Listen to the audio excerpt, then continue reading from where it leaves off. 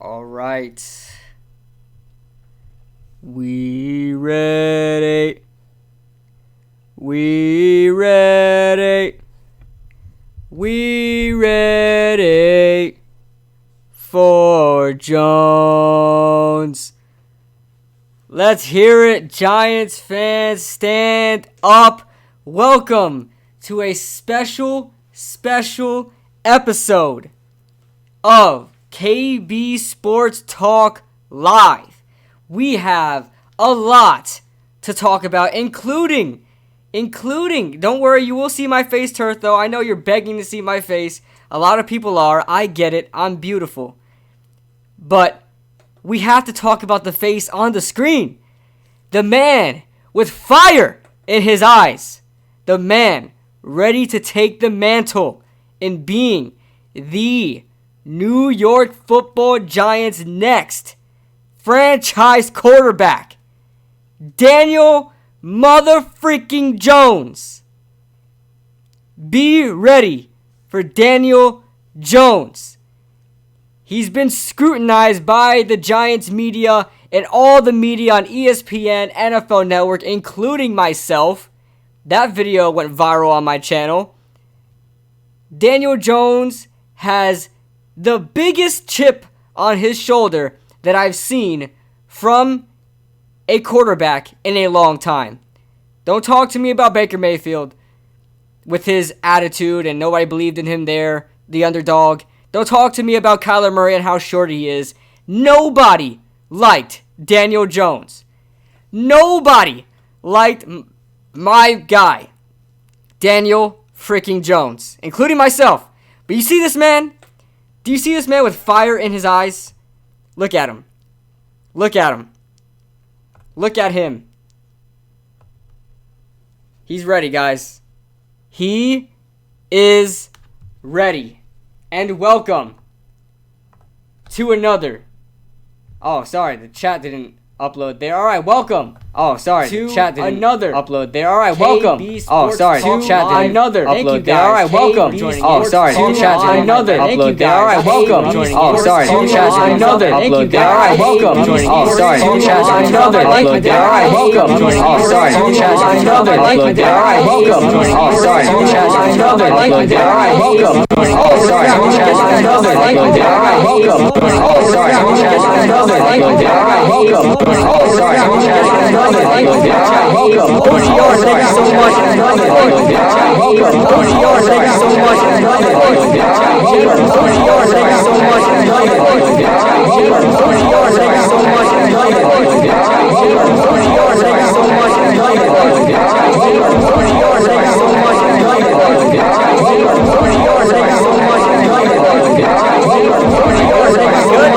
Daniel Boone Jingle. Let's go. My guy. Let's go. My guy. Let's go. My guy. Let's go.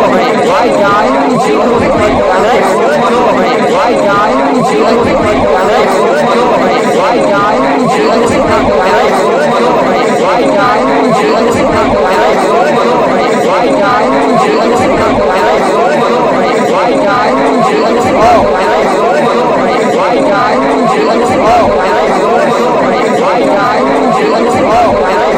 Boom. It's done. I always forget to change my audio from desktop, guys. I'm sorry. I ruined that whole thing. The Daniel Jones thing. I ruined the whole thing. Thank you so much, OGR, for the super chat, by the way. Don't worry. It's okay now. It's that when I do the Skype stuff, guys, I have to put my desktop audio on. And so there's going to be an echo when I have the desktop audio on when I'm taking calls from Skype. So I forgot to turn that off when I'm back doing, talking to you guys. So I'm sorry. I'm sorry, guys. Okay? I must have killed you guys. Holy crap, I must have killed all of you. Saving the clip. Sorry about that, guys. Sorry. You guys know me. It's Kid Blue. It's a Kid Blue stream. You guys know something goes wrong, especially when the audio. When it comes to my mic, just the laughter. The laughter. especially when it makes my voice deeper. I appreciate that, Mike. Yes, we are doing call-ins tonight. Do not worry. But, guys, I do want to talk about something very, very important. I think you guys misunderstood what I was talking about in that video, my Giants rant about Eli Manning and stuff like that. I'm not backtracking whatsoever. You guys can even go back in here. I even put a note at the bottom of the screen right as soon as the video started. I said, this video is not in defense of Eli Manning. I completely wanted this. I wanted Daniel Jones to start. But hearing Giants fans talk more about Daniel Jones starting than what needs to be done on this team besides Daniel Jones is concerning. The fact that everybody's complaining about Eli apologists, but we're starting to get to that point where we're having a lot of defense apologists talking about, oh yes, the defense is still young. I said that before week 1. I said expect the defense not to be as good, but I didn't think they were going to be this bad, guys. I mean, even when we went 3-13, when we went 3-13, this defense wasn't that bad. This defense is all-time Giants bad. It's terrible. Okay? So that was the point of the rant. I was talking about why did we just brush off the defense? Like, oh, by the way, they allowed 3 straight scoring drives. But let's talk about Eli Manning. Let's talk about how he didn't perform and put up 40 points against the best pass defense in the NFL with terrible wide receivers. Right? Let's talk about that. Like that's the majority of topics I was seeing about Eli Manning. I don't want to hear about that, okay? Everybody knew he was going to have a bad game if he threw the ball. Check out my preview video. I said we must run the ball. We weren't winning this game, but we're throwing it 40 times. We threw it 44 times. I was right. Okay, so I didn't want to hear everybody's talking about the game. I didn't want to hear about Eli Manning. I wanted to hear everybody's concerned about the defense because that's what we should be concerned about, guys. We need to be concerned about this defense. Yes, listen, there is no replacement. I said this too many times. There is no replacement at defense, okay? With the quarterback position, if Eli Manning plays bad, we have Daniel Jones in our back pocket. We don't have anybody else in our back pocket for the Giants defense. The same guys that stunk it up week 1 and week 2 are the same exact guys that's going to be there week 17 and beyond that next season, right? Because these are young guys. We're not doing anything with them. They need to develop. And this is very concerning. And everybody's saying, oh, well, they had a good third quarter last game. Okay? They were down 21-7 by the time they were playing something.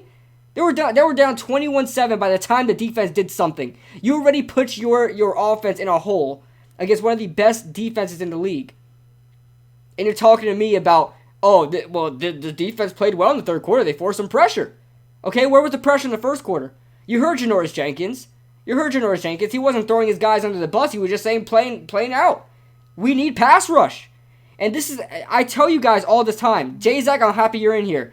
One Giant Rebuttal, I'm happy you're in here.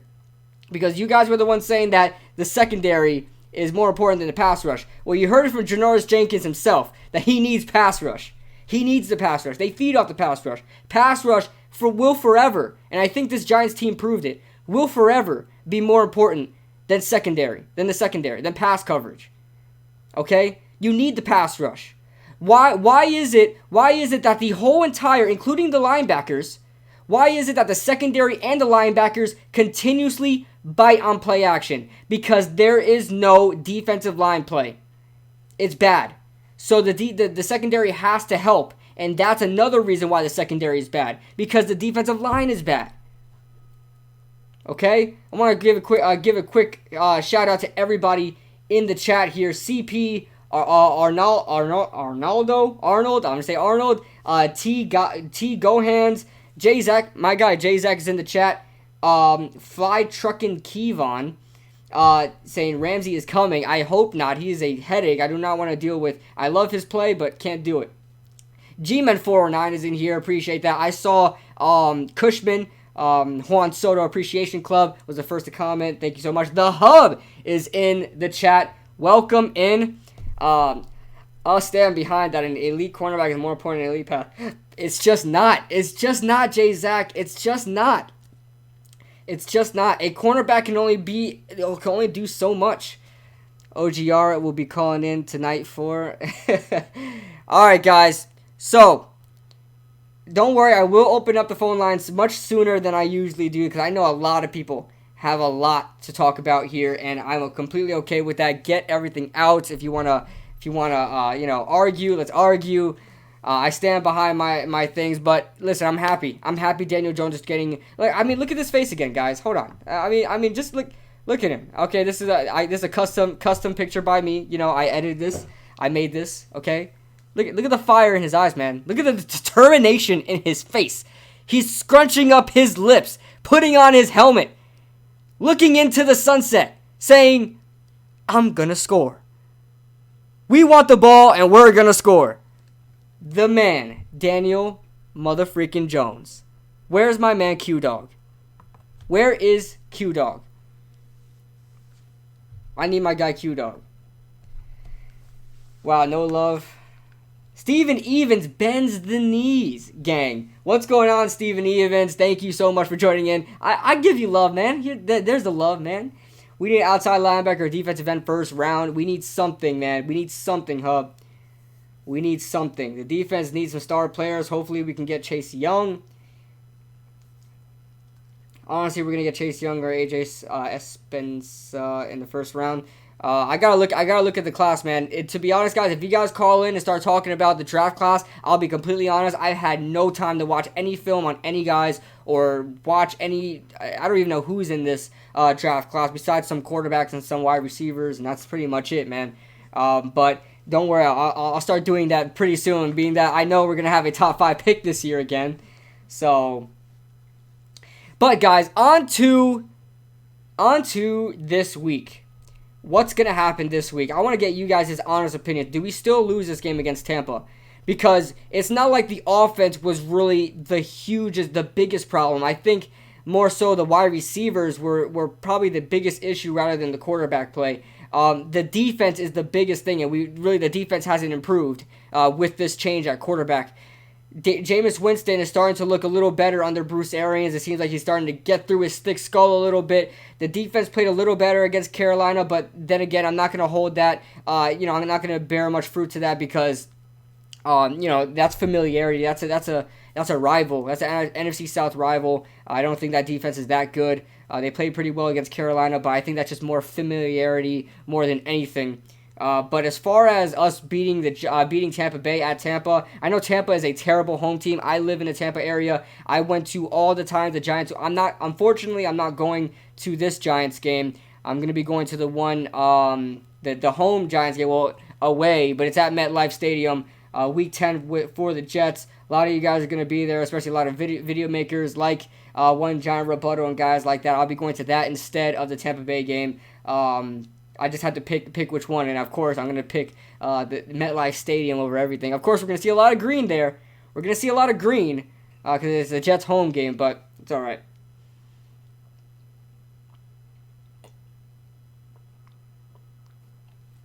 Pat Shermer is a joke. He couldn't do anything in Cleveland. Oh, yes, he did, Red Hawk. Think about all the coaches who couldn't do anything in Cleveland. He had one of the better win-loss records than any coach in Cleveland. The past couple years. He did what he had to do. Nobody, CP, you're right. Nobody can do anything in Cleveland, okay? I think Freddie Kitchens is getting away with, he's riding the coattails of Baker Mayfield, OBJ, Jarvis Landry, Nick Chubb, Myles Garrett, David Njoku, Denzel Ward. The list goes on and on. There's too many good players for you to do bad on that team. So I think Freddie Kitchens is a lot overrated. I really haven't seen, he struggled against the Jets last week. As far as calling plays goes, it was until OBJ went off that they really ran away with this game. But it was close through and throughout. So stand up, Giants fans. Stand up, MH. Welcome in, guys. I'm excited, guys. I'm excited to get to your phone calls as well. I know a lot of you guys, everybody says stand up anyway, J-Zac. I'm excited to get a lot of you guys' phone calls. I'm sure this is going to be very, very entertaining. But in other news, just so I can break the ice a little bit, if you guys have any other things to talk about within the NFL, Minkah Fitzpatrick obviously goes to the Pittsburgh Steelers in exchange for a first-round pick. I think Pittsburgh gave a fourth-round pick and a fifth or something. They had some later-round picks exchanged there. To me, it's a great move by Pittsburgh, but they have a lot more to worry about now that they're down Ben Roethlisberger with Mason Rudolph, Dante Moncrief, and James Washington. If you guys know about my fantasy team, I drafted both of those knuckleheads, and Dante Moncrief cannot catch a ball now that he's in Pittsburgh. Apparently, I drafted him to the fantasy team, and he wants to be traded out of my fantasy team. So, I mean, if anybody wants Dante Moncrief in my fantasy team, I mean, you hit me up, guys. Hit me up. Moncrief always stinks. Yeah, but I mean, I thought there would be some kind of a good receiving core with James Washington and Dante Moncrief. Everybody was hyping them up, so I drafted them. And I'm in a 20-team fantasy league, so I'm stuck with that receiver. There's no one else to pick up off the waiver wire. There's nobody else to trade him with. I mean, all I got is Stephon Diggs, man. Stephon Diggs and Travis Kelce from the tight end position. That's it. But Minkah Fitzpatrick was a fantastic move. Miami is a dumpster fire. At least with the Giants, we have a franchise quarterback and a franchise running back, and we have some sort of idea of what we're doing in the future.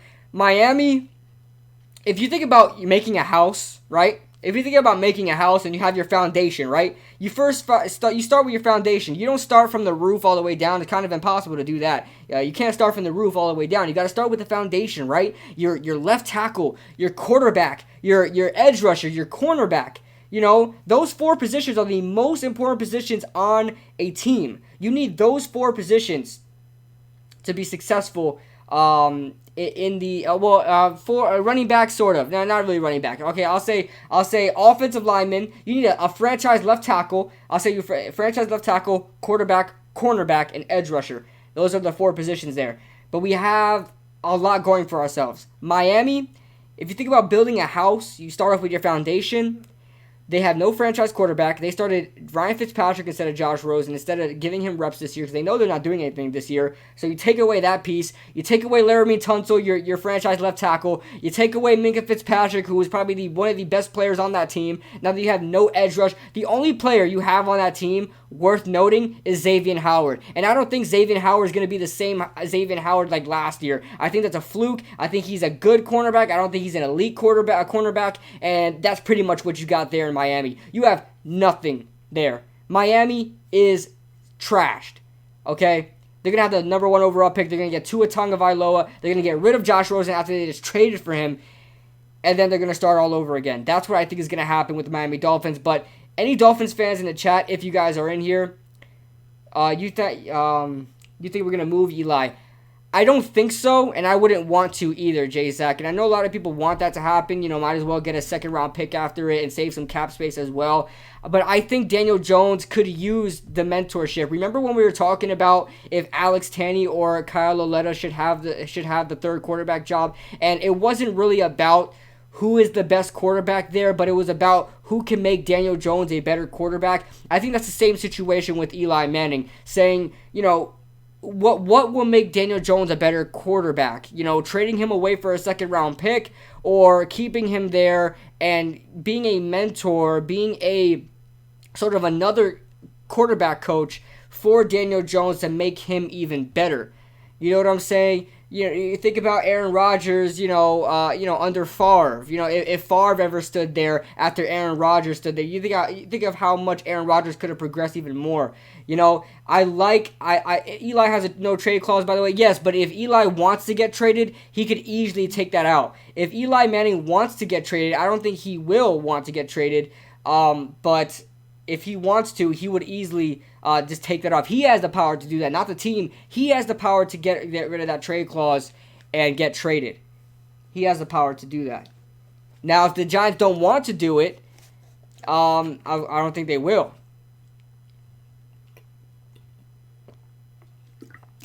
But in my honest opinion, what's going on, Brennan? Thank you for joining the stream, my friend. Thank you, everybody. If you guys can, it helps me out a lot, and I know I say this a lot. Make sure you guys hit that like button for me. Helps me out a lot. especially when I do these streams. I love talking to every one of you, every single one of you guys, and I just want to see more and more people joining into the stream. I love interacting with you guys. Guys like the hub. Why the hell does the hub not have a wrench yet? I'm in confusion. Give my guy Kush the ultimate wrench. Are you really 7 foot tall? Yes, I am 7'3", actually. I'm just a hair taller than Kristaps Porzingis. Yes, sir. See, I was gonna go in the NBA, but I was like, nah, man. It just isn't for me.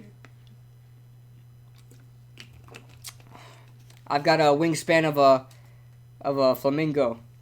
That was the first bird that came up into my head, honestly. But But what's other news? Oh, Jalen Ramsey. Somebody mentioned to me, should we get Jalen Ramsey? And when I made that Jalen Ramsey video of him getting traded, a lot of people were assuming me saying that we needed Jalen Ramsey. No, I don't want Jalen Ramsey on this team. No. I'm sorry. Ever since Odell happened, I don't want any players that have issues, especially with Antonio Brown as well. I'm not going to disregard the player's personality for talent. You can't do that in the NFL anymore. The NFL is becoming much more like the NBA now, where players' personalities really affects a player being signed. Usually in the NFL, it's not like that. Usually, they would have their problems. They would go to a different team. You would never hear about them again. Now it's starting to get ridiculous, and there's a lot of divas showing up in the NFL, and the NBA is just rubbing off on the NFL. The NFL used to be the last man sport around. You got soccer. I'm sorry for any soccer fans out there. It's stupid, okay? Soccer's dumb, all right? Pick another sport, all right? NBA back in, before I was born used to be great from what I hear, right? From the film I used to watch, from the highlights you used to watch with Michael Jordan and all these other guys, Shaq and things like that. And you're like, damn, I wish that was the NBA now, because now you can't sneeze on somebody, or you can't, that's a bad thing. I don't think you want to sneeze on anybody. But now you can't lay a finger on anybody without being fouled, right? The NFL was the last thing remaining where you're like, damn, I'm proud to be a man. I'm proud to see this on the field. I'm proud to see my gender, produce this on the field. And nowadays, the players are turning more and more like feminine females, man. They're so dramatic, so like diva and materialistic. You got Odell Beckham wearing a freaking $200,000 watch, just flaunting it out there,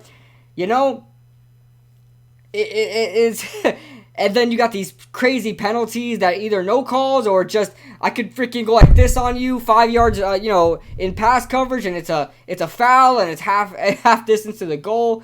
I mean, that's the NFL, guys. That's the NFL. So as far as Jalen Ramsey goes, and I went off on a tangent there. I'm ranting all day here, guys. I've been ranting too much. I need to stop.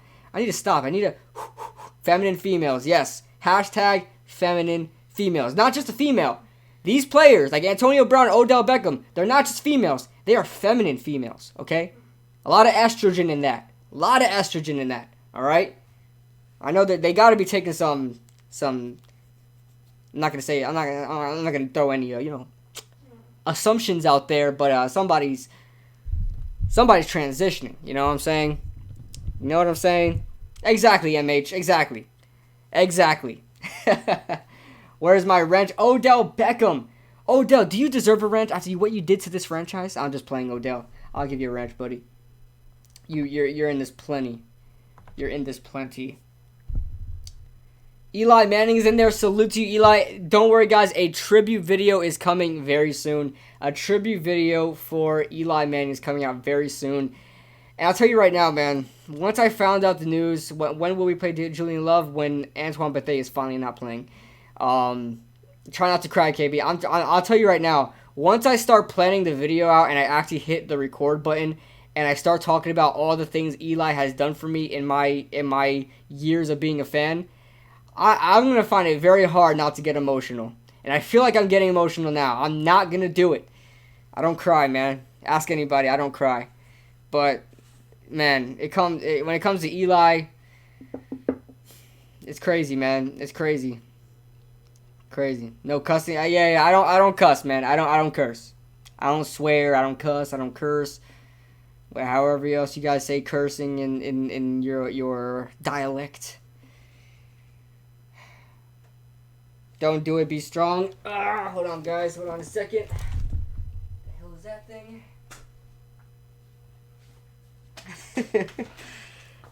Sorry about that, guys. Elevator is a bad word.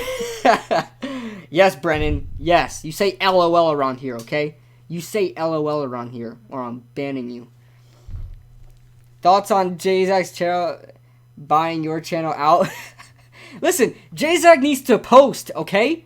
J-Zach needs to post. Everybody needs to go on J-Zach's channel and tell him, you need to post. He's been saying he had a Where Have I Been channel. This is a good Christian. Yes. Yes. Sir, this is a church. Sir, this is a church. But, yeah, you guys need to tell J-Zach to post more. And Big Blue News. Once they start posting, everything will be okay. I've been telling them to post for so long. Has Corey Balancey played much corner in those two? No, he hasn't. Surprisingly, they've been waiting to play him. I don't know why. Antonio Hamilton wasn't even playing. At least they adjusted with that because he got killed against Dallas. Guys, I will be doing a actually tonight maybe I'll be watching some film on the Giants game. I think the film came out. The All 22 film came out on Game Pass, so I'm gonna check that out. Can I hop on a podcast episode? Yes, I will. The Hub Kush. I'm starting out my pre-recorded podcast very soon, and I definitely want to have you as a guest on there. I'm trying to get Ray, trying to get J-Zach back on it, and we'll be doing the undrafted analyst, and sometimes we'll be doing it, most of the time we'll be doing pre-recorded, so if you guys can,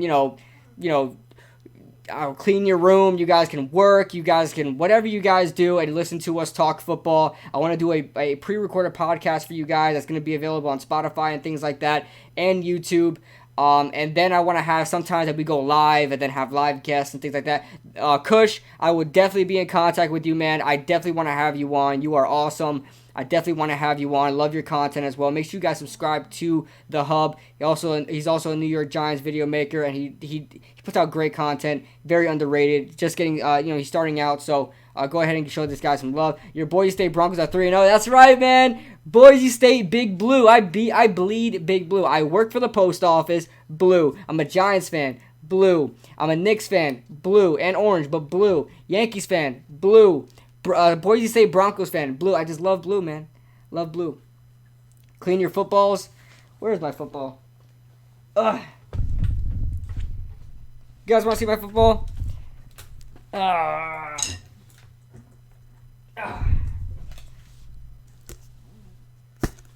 Sit, hit. Oh. All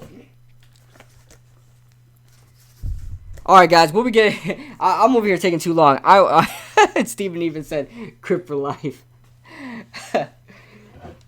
So what about me making a guest appearance? I want to have a lot of you guys as a guest, man. I want to have a lot of you guys as guests. We'll talk about that. We'll win 17 games max this year, Eli. This year we're winning 17 games. What's the call number? Don't worry, man. I will be putting it in once I put it. I set up my Skype right now. Hold on. Let me set up my Skype. But yeah, man. Of course, we could talk Giants. We're gonna talk Giants news. But if you guys want to talk about anything else, you guys are free to do that. I'm free to talk about anything football. Like I said, my basketball knowledge is very limited. So if you guys talk about some undrafted player that you guys think is gonna be great, have I watched him on basketball? No, I haven't seen him. Okay. I'm mostly a football fan. And I don't know a damn thing about the Yankees or the MLB. So, and I like baseball. I'm not saying it's a terrible sport. I like it, but just not for me. Just not for me. Only Skype calls. Yeah. It's like a phone number, Steven. Even it's like a phone number. You call in just like the Entertainment Talking Sports with your phone. You don't need a Skype to do it. Thoughts on the French defensive croissant, Frank Ntilikina on. I haven't watched it, but I heard he. Correct me if I'm wrong. I heard he's doing well. But let me check out this Echo real quick, so I could have you guys call in and you guys could hear the other callers. I believe that's right here. Yes, it is. That's the Echo right there. That's the culprit. That's the culprit right there. Don't blame me, guys. That's the culprit. Okay? It's okay now. It's okay now. I have silenced him. I have silenced him.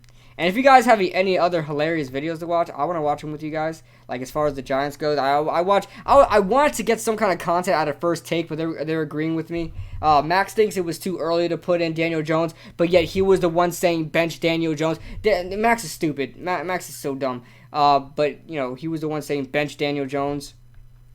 But, I mean, he did bench Daniel Jones. He was the one saying bench Eli from the beginning and then start Daniel Jones. But now he's saying it's too early to put in Daniel Jones. He's just. Some people just need help, guys. They don't have it. They don't have it. Sometimes you have it, and just sometimes you don't.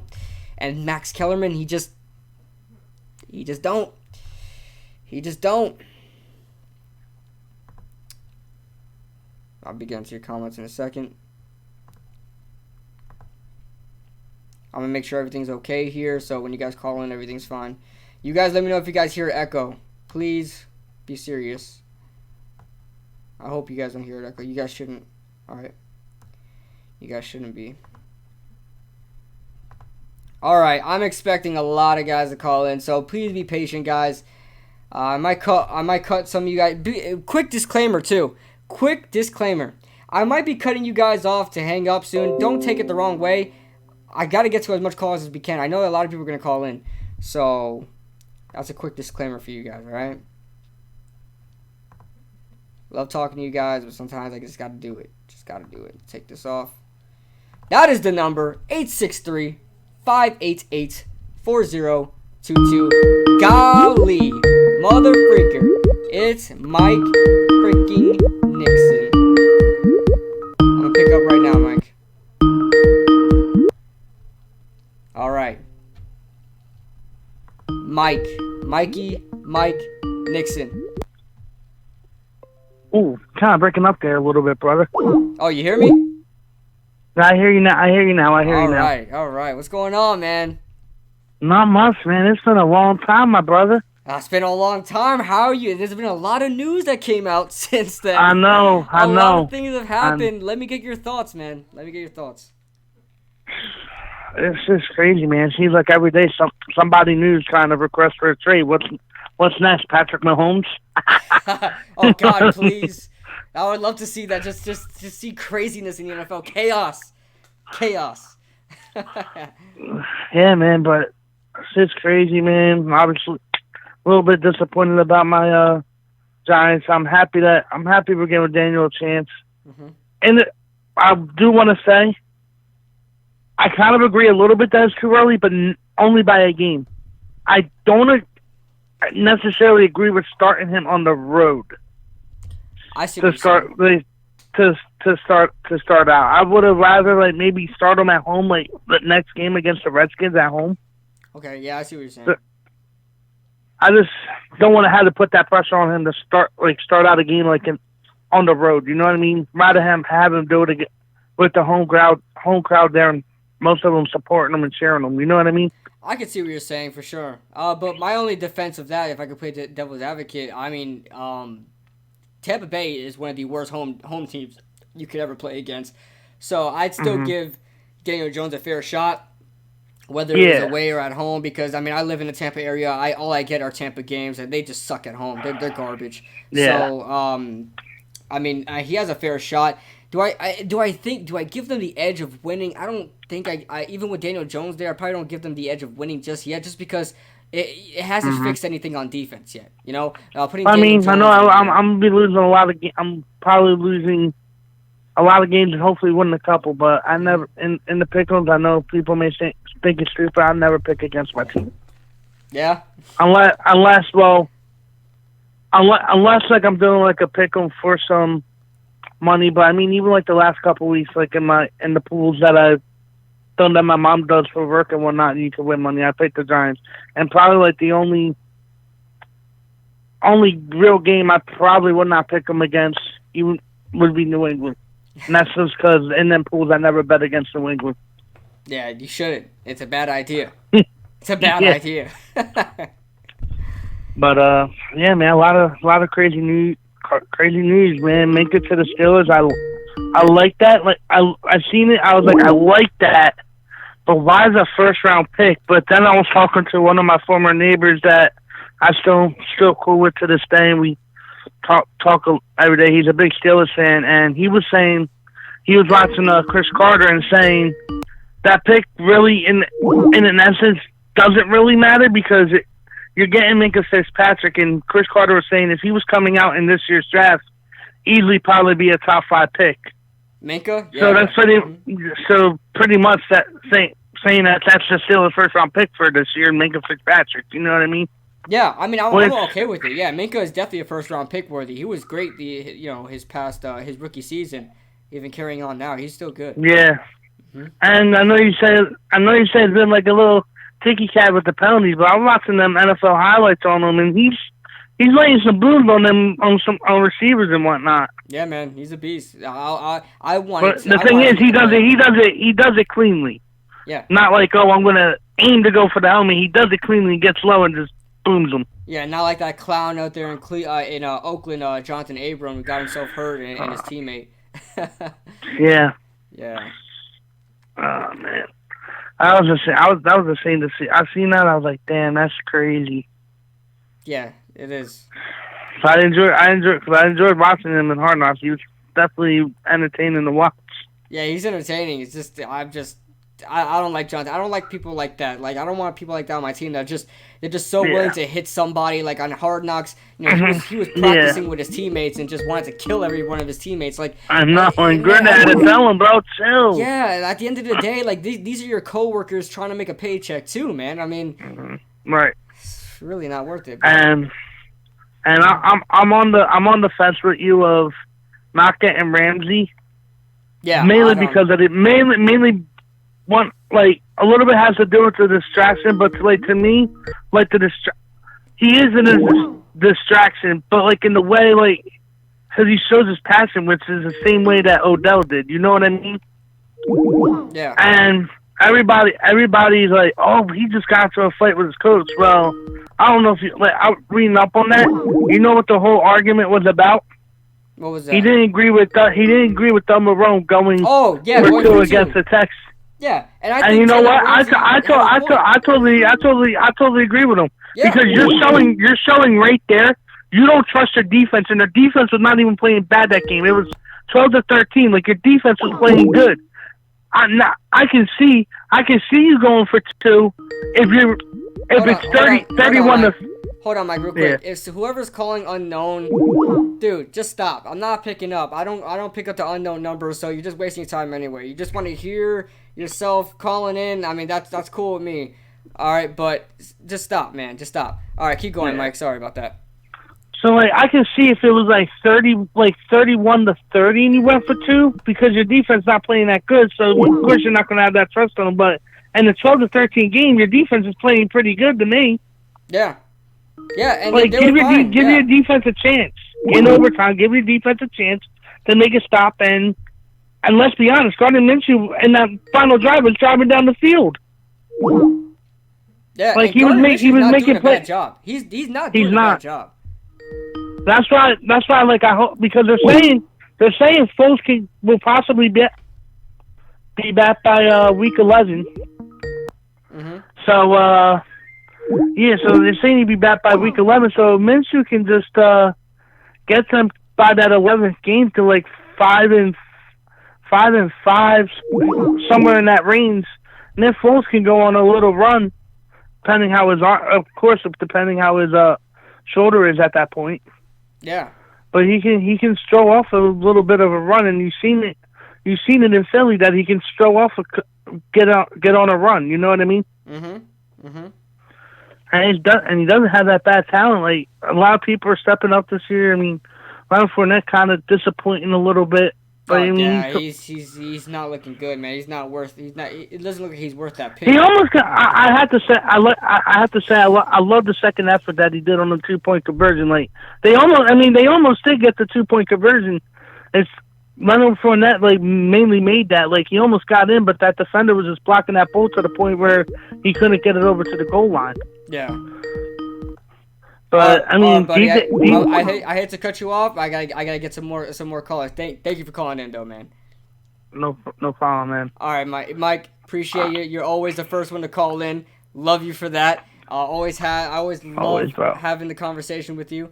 I'm gonna get some more callers, man. But thank you for calling in. Buddy. No problem. If you're ever free without doing your thing, just let me know. We can always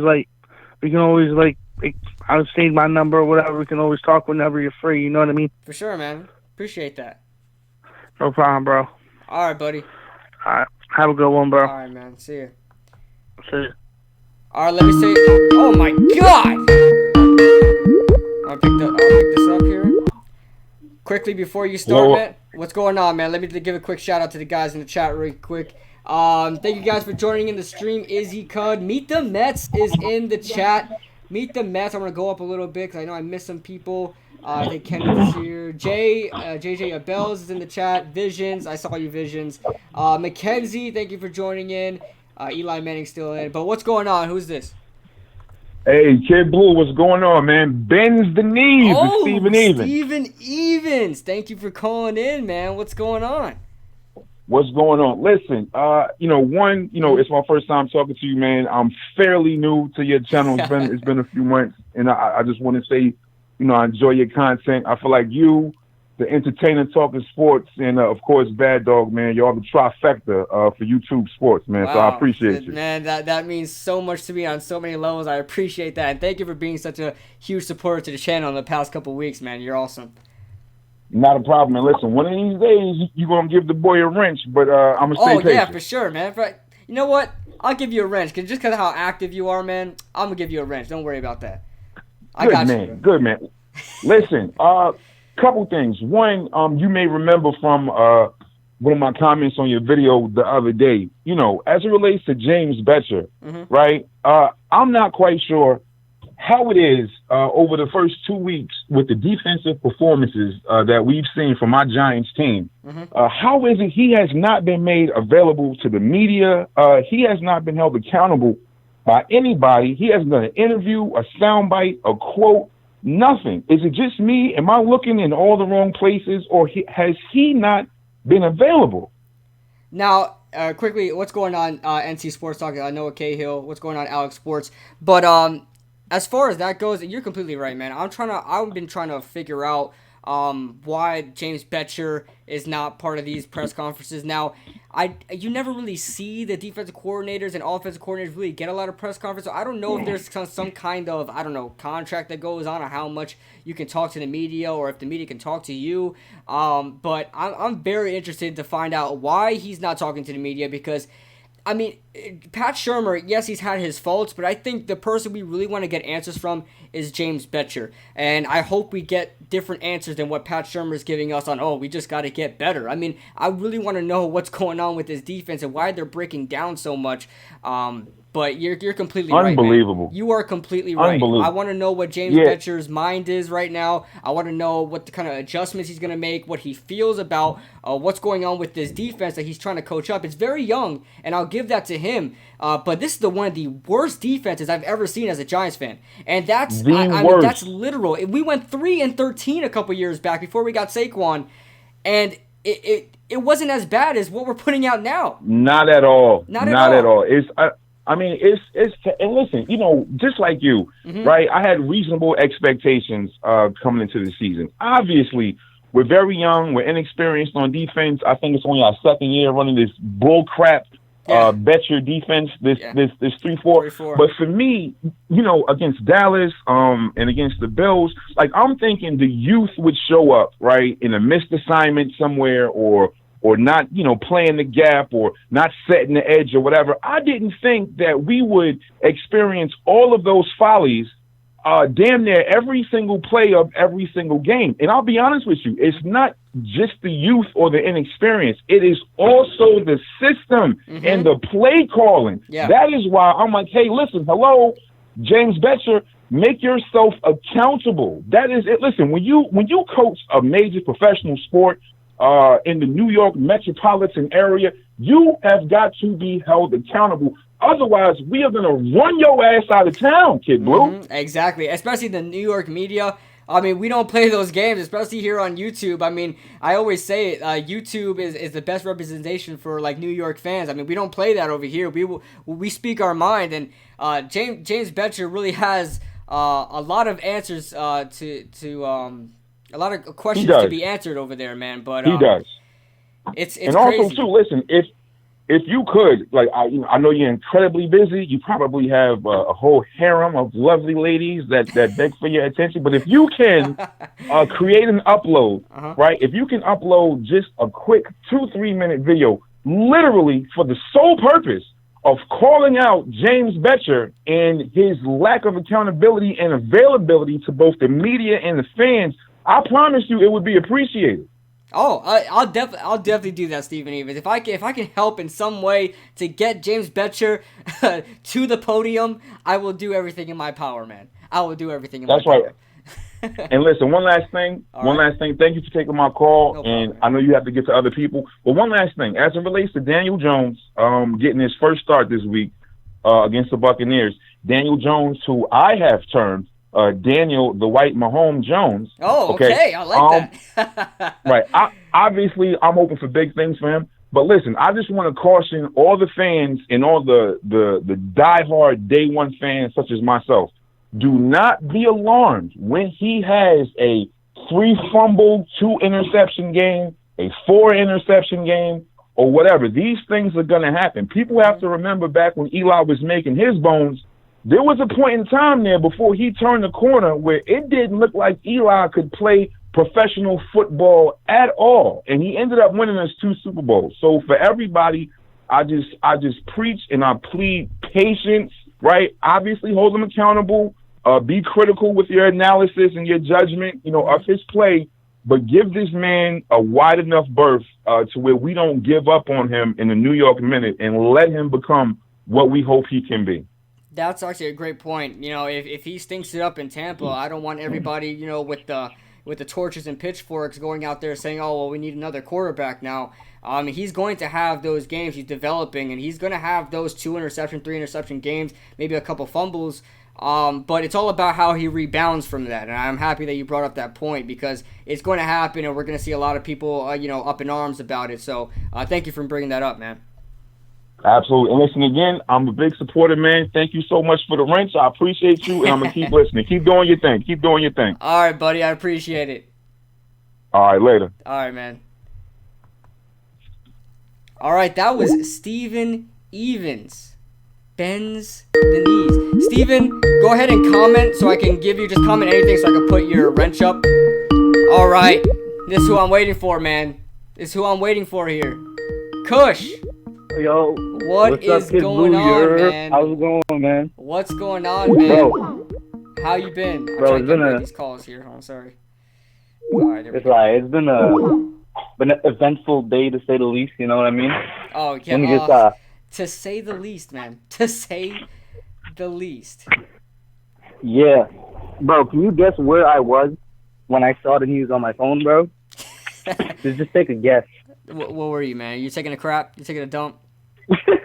Bro, I wish I was in the middle of my history class. Wow. Bro, I was like in the middle of a history lecture. Oh, wow. I just got a buzz on my phone to look down. I was like, "Are you serious?" I was like, "For real? This is how I find out?" I bet you wanted to scream right now. Of course, man. I was out here trying to hold it all in.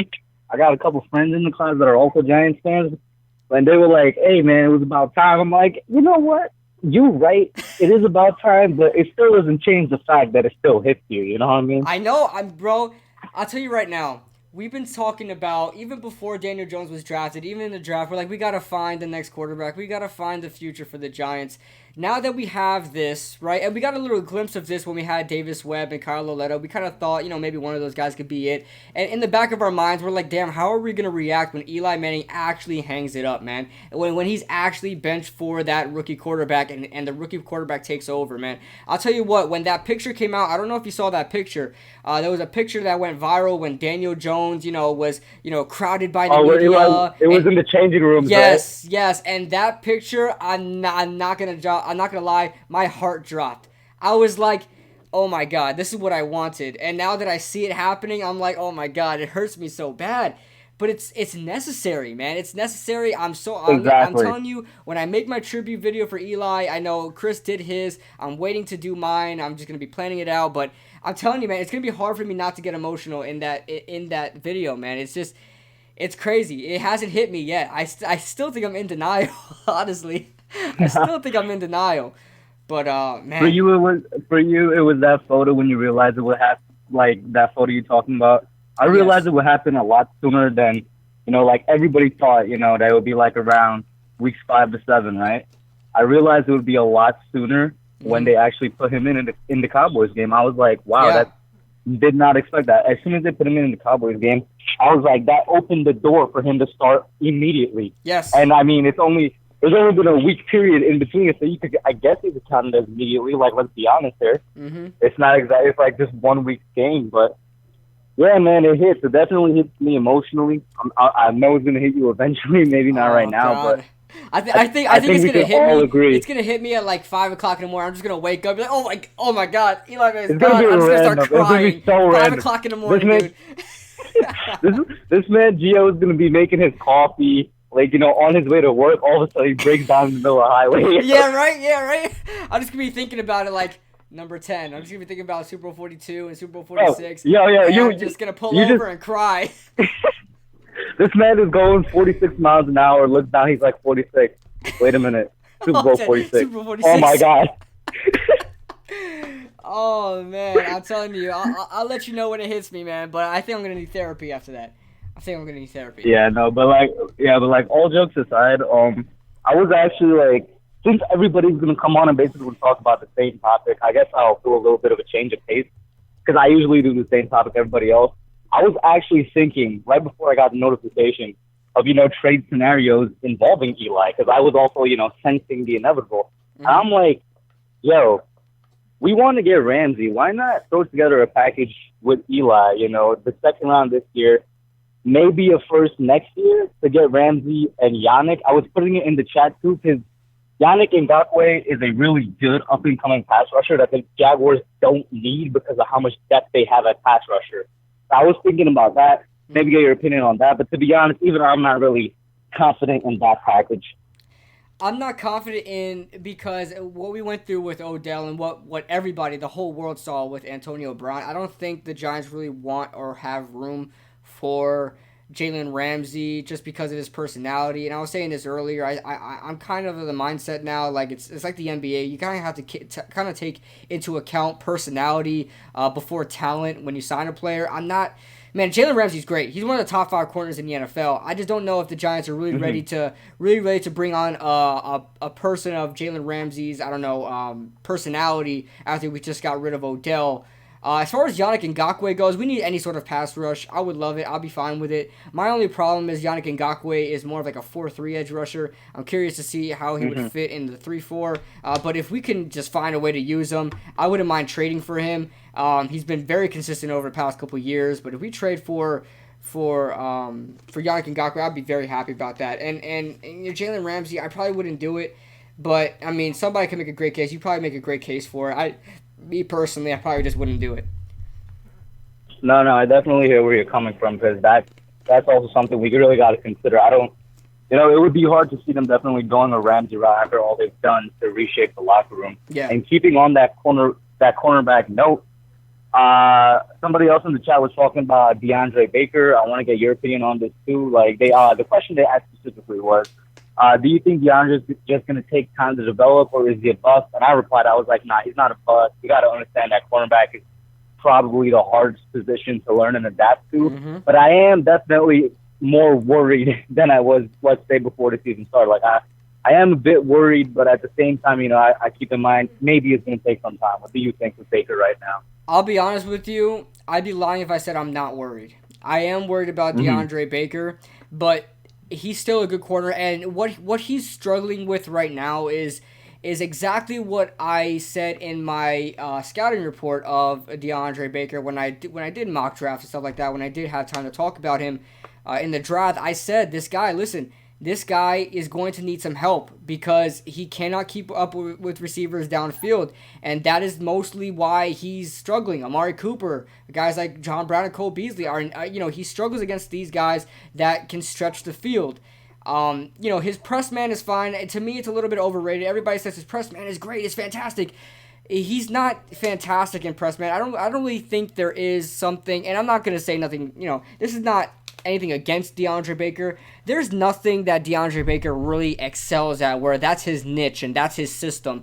DeAndre Baker is a very versatile cornerback, and I think that's why he was the first cornerback drafted. And I think that's why the Giants were so interested in DeAndre Baker, is that he's such a prototype. The guy can do a little bit of everything, can't do anything exceptionally well. Like, his zone is okay, he still gets lost. His man is okay, but just can't keep up with receivers downfield. His press man is fine up until the first 3 yards, and he completely loses them. I mean, there's a lot of things that DeAndre Baker struggles with, but there's a lot of things that he does well. I'm not really going to say he's a bust because that's just not fair to call him a bust. Yeah, he's a cornerback. It's too early. It's way too really early. Too early. It's the second game of the season. In practice, he was, in training camp, he was doing well. That's a sign that he has potential. If it were the case where he was just completely getting balled on in the preseason, completely getting balled on in practice and training camp, and he's doing this in the NFL in the regular season games, then I'd be seriously concerned. If he does nothing well, I'm going to be seriously concerned. But if it's someone like I don't know, Eric Flowers, even in practice, the dude was just terrible everywhere he played. That's when you see this guy is a bust.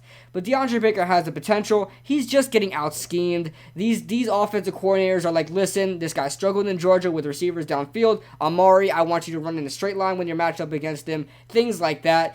He's just getting out-coached, out-schemed. And that's the problem he has right now. But, that's James Bettcher's job to adjust to that. Put a safety over top. Have constant help. Roll coverage to DeAndre Baker. And I get a lot of people are saying that, I had J-Zac tell me that, if he's a rookie, he shouldn't need help. If he's a first-round pick, a first-round pick rookie, he shouldn't need help. But, there are times where, listen, the guy just needs help. It doesn't matter if he's a first-round pick. Yeah, the guy just needs help. I don't necessarily agree with that because no matter what round you come from, sometimes you need help, sometimes you don't. Like, not every player in the first round. We should know that. You already mentioned it. Eric Flowers is automatically, like an automatic Pro Bowler. Sometimes you need help and sometimes it's just like Flowers, but you need to get them out of the league. Yeah, for sure. And exactly with DeAndre Baker. He needs help. He needs a roll coverage. He needs, Jabril Peppers. And it doesn't help that the safety play is just terrible. Jabril Peppers looks completely lost in this defense. I've been concerned with that. I'm definitely concerned about safety play. Those are veterans out there. I don't see what excuse they have. I mean, maybe, they could, jack the same thing that Janoris said, how it's like, you can't be on everybody for 10 seconds, which is definitely true. But still, safety play, a bit iffy. I do want to move on, though, because, obviously we're on a short time tonight, so I want to get to my third and final topic, which is I want to touch on the Bucs game next week a little bit. I'm not saying we're going to win, but I think this team's definitely going to compete. There's definitely going to be a spark there with DJ in there, and I've noticed it since the preseason.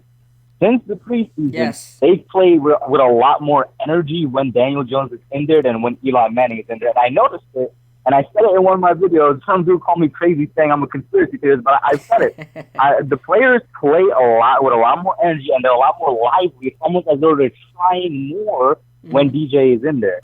So I think the team, at least the offense as a whole, is definitely going to be clicking next week. That's not necessarily going to, lead to a win, but I definitely think we're going to see a change in pace with this team. Yeah, and you're completely right, and I'll give you a great example. There was one of these preseason games. I want to say it might have been the second preseason game or the first one. I'm not sure.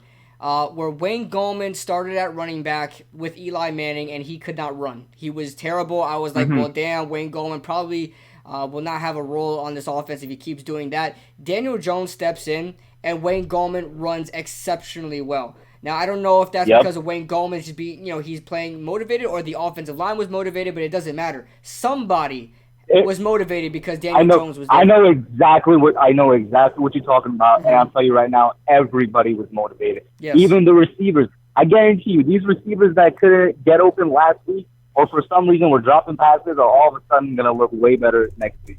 I'm telling you. And it's like, I'm not blaming them for anything. You know, I'm not accusing anybody of anything. I'm just saying it's an observation that a lot of people have noticed. Yeah, and you're completely right. All right, Kush, I have to let you go, bud. I have to get some more callers. No problem. But you bring up some great points. Love getting your takes, man, and you know, keep on the lookout, man. Once I figure out and I have time to get that podcast going, I definitely want to have you as a guest on, man.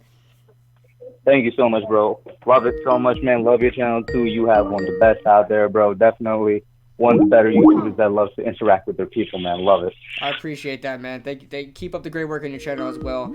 Make sure you guys subscribe to the Hub, aka my guy Kush. All right, peace, yo. All right, man. See ya. Okay, let's see here. Who is this guy? Hello? Hello? Stage fright. Stage fright! Stage fright. Alright, next caller. Welcome into KB Sports Talk. You are live, man. Who's this? Alex Sports. Alex Sports. Thank you for calling Yo. in. I believe this is your first time calling in, right? First time. All right, man. How's it going? Good. Going good, man. I'm going to talk about what happened today. All right. Crazy. Are you upset about this? No. I've had mixed feelings, but they're all in a positive way. I wanted this to happen. Don't get me wrong. I wanted Daniel Jones to, you know, sooner than later take up the reins as starting quarterback. But you know, it's like, I don't know. It's like if you take candy from a baby and you feel bad for the baby. You know what I mean? And you're like, but it's so good.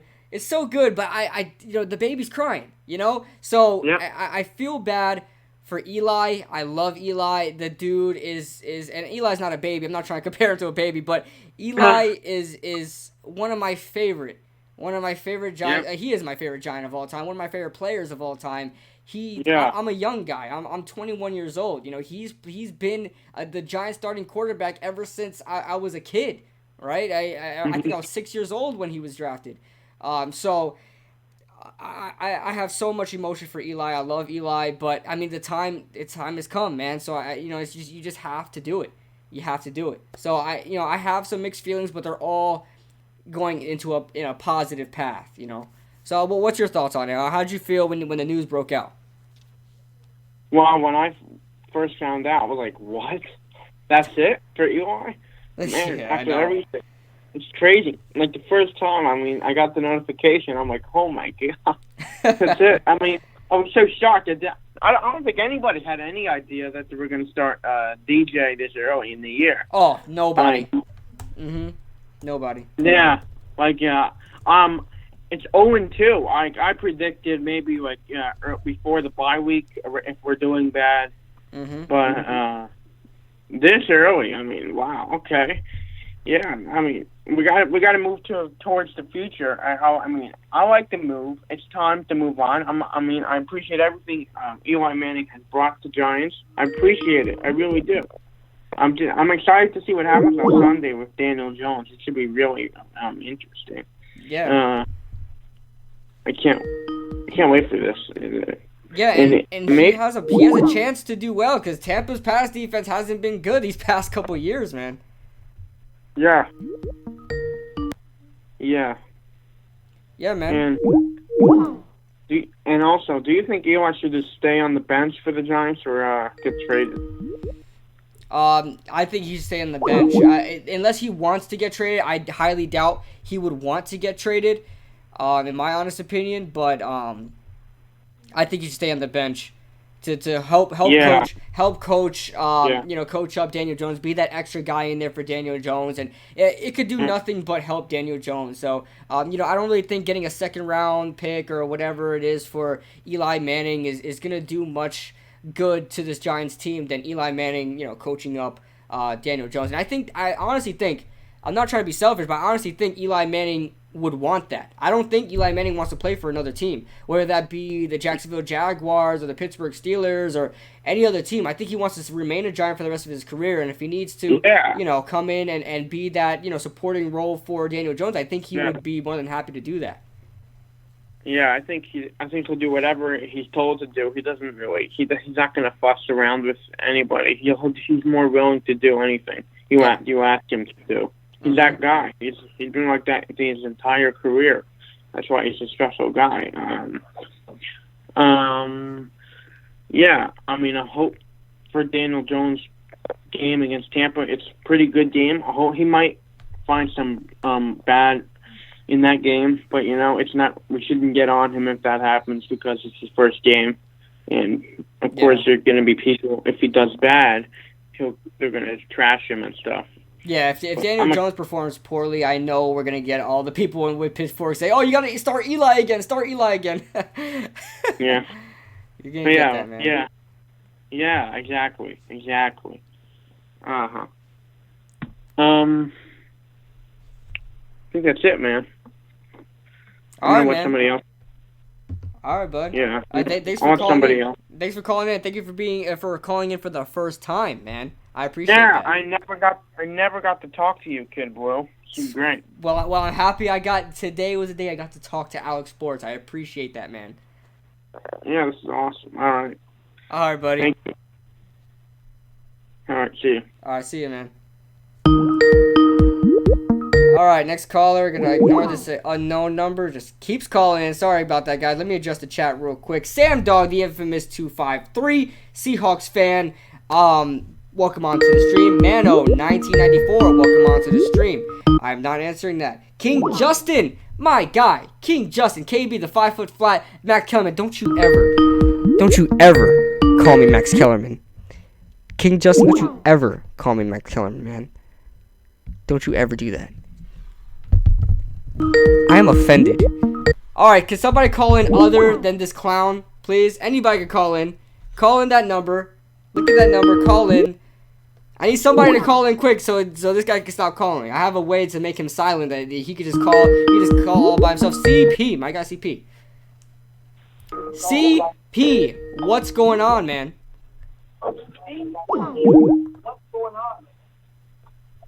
Hello? Oh, hey. What's up, bud? Are we good? Yeah. What's going on, man? Oh, finally. Cool. Okay. Yeah, something like to say from that one weird person. What up, man? What up? What's up, man? How are you feeling? Give me your thoughts on what happened today. I hear a little bit of echo, but I don't know why. Yeah, I had to mute my computer. Oh, okay. I too was also in class hearing about the Daniel Jones thing, and it was right during a point I had to make during the lecture, and I almost did a little fist bump. So I forgot I was speaking. I was like, so anyway, about history. Oh God, the craziest things happen at the craziest times. Exactly. I think this is huge for multiple reasons, obviously. I mean, I think it's perfect that he's starting on the road. I think it's perfect that he's playing a defense like Tampa Bay in terms of what they're made up of defensively. And I'm not worried. I mean, I'm worried about his growing pains, sure, but I'm just glad that Saquon Barkley exists at the end of the day. Oh yeah, when in doubt, give it to Saquon, right? And I think they'll probably use Saquon a lot more now just because he is a rookie. I don't think Pat Shurmur's going to make Daniel Jones throw it 44 times like he is Eli, right? I don't think Daniel Jones is ready for that yet. And I think Pat Shurmur should be smart enough to know that, to be very efficient with Daniel Jones. Don't stunt his growth and just making him be a gunslinger type quarterback. We don't want that from Daniel Jones. We want him to be a good, a guy that can throw, 25, 30 times a game and get the job done with Saquon Barkley getting it, 20, 25 times. So, yeah, man, I just hope he doesn't pass it as much with Daniel Jones. Yeah, it's just funny how a rookie quarterback makes you realize, oh, yeah, we should run Saquon more. It's funny how folks like that. And that should be a given. That should be a given. For real. It really should. And I think this would be an opportunity for Wayne Gallman because I remember in garbage time, like, he did get some quality reps when Jones was out there against Dallas. And I don't understand how he's never, utilized as a second running back. It's even beyond me. even out in the back door. It's annoying. It's beyond me, man. And constantly, like last year, I don't know how much yards Wayne Gallman had, but it's nowhere to amount how much talent this guy has. I love Wayne Gallman. I think he could be a really good part of this offense, whether that's running the ball or catching the ball out the backfield. He could do both. I always call him like a mini Saquon. He's not as good as Saquon, but he has the patience like Saquon. He can pass catch. He's what you want a backup running back to be for Saquon. Well. Yeah, he's what you want at backup running back for Saquon Barkley. Is exactly what you want. So we need to use Wayne Gallman more, especially if the problem with Saquon, now I don't know why he's not utilized as much, but if the problem is he gets tired quickly, or they have him on a limited thing, maybe he's fighting something fighting an injury that no one knows about, or whatever it is, use Wayne Gallman. Use Wayne Gallman. I think he will be fine. He won't have the same production. Right now Saquon Barkley is averaging like a ridiculous amount of yards, like 7.8 yards a carry right now at week 2. 19 touches. It's that's ridiculous. It's insane. But you got to use Wayne Gallman. You got to use him somehow, man. Saquon's not being used enough. I don't know what the problem is there, but if it's the case that Saquon's hurt, he's not going to have the same production as Saquon, but Wayne Gallman should be used more. Yeah, for sure. Thinking about Tampa Bay's defense, I unfortunately don't remember much about their players name-wise. I mean, I know Levante David. They got a bunch of decent defensive back. JPP is there. JPP is there. Oh, yeah, the legend himself. I still remember him blocking field goals against Dallas. Oh, yeah. A lot of good times with JPP. Sure. And they're going to be an intriguing team. And it makes sense because the Giants' receiving core is average, and this could be a huge opportunity for Evan Ingram, finally.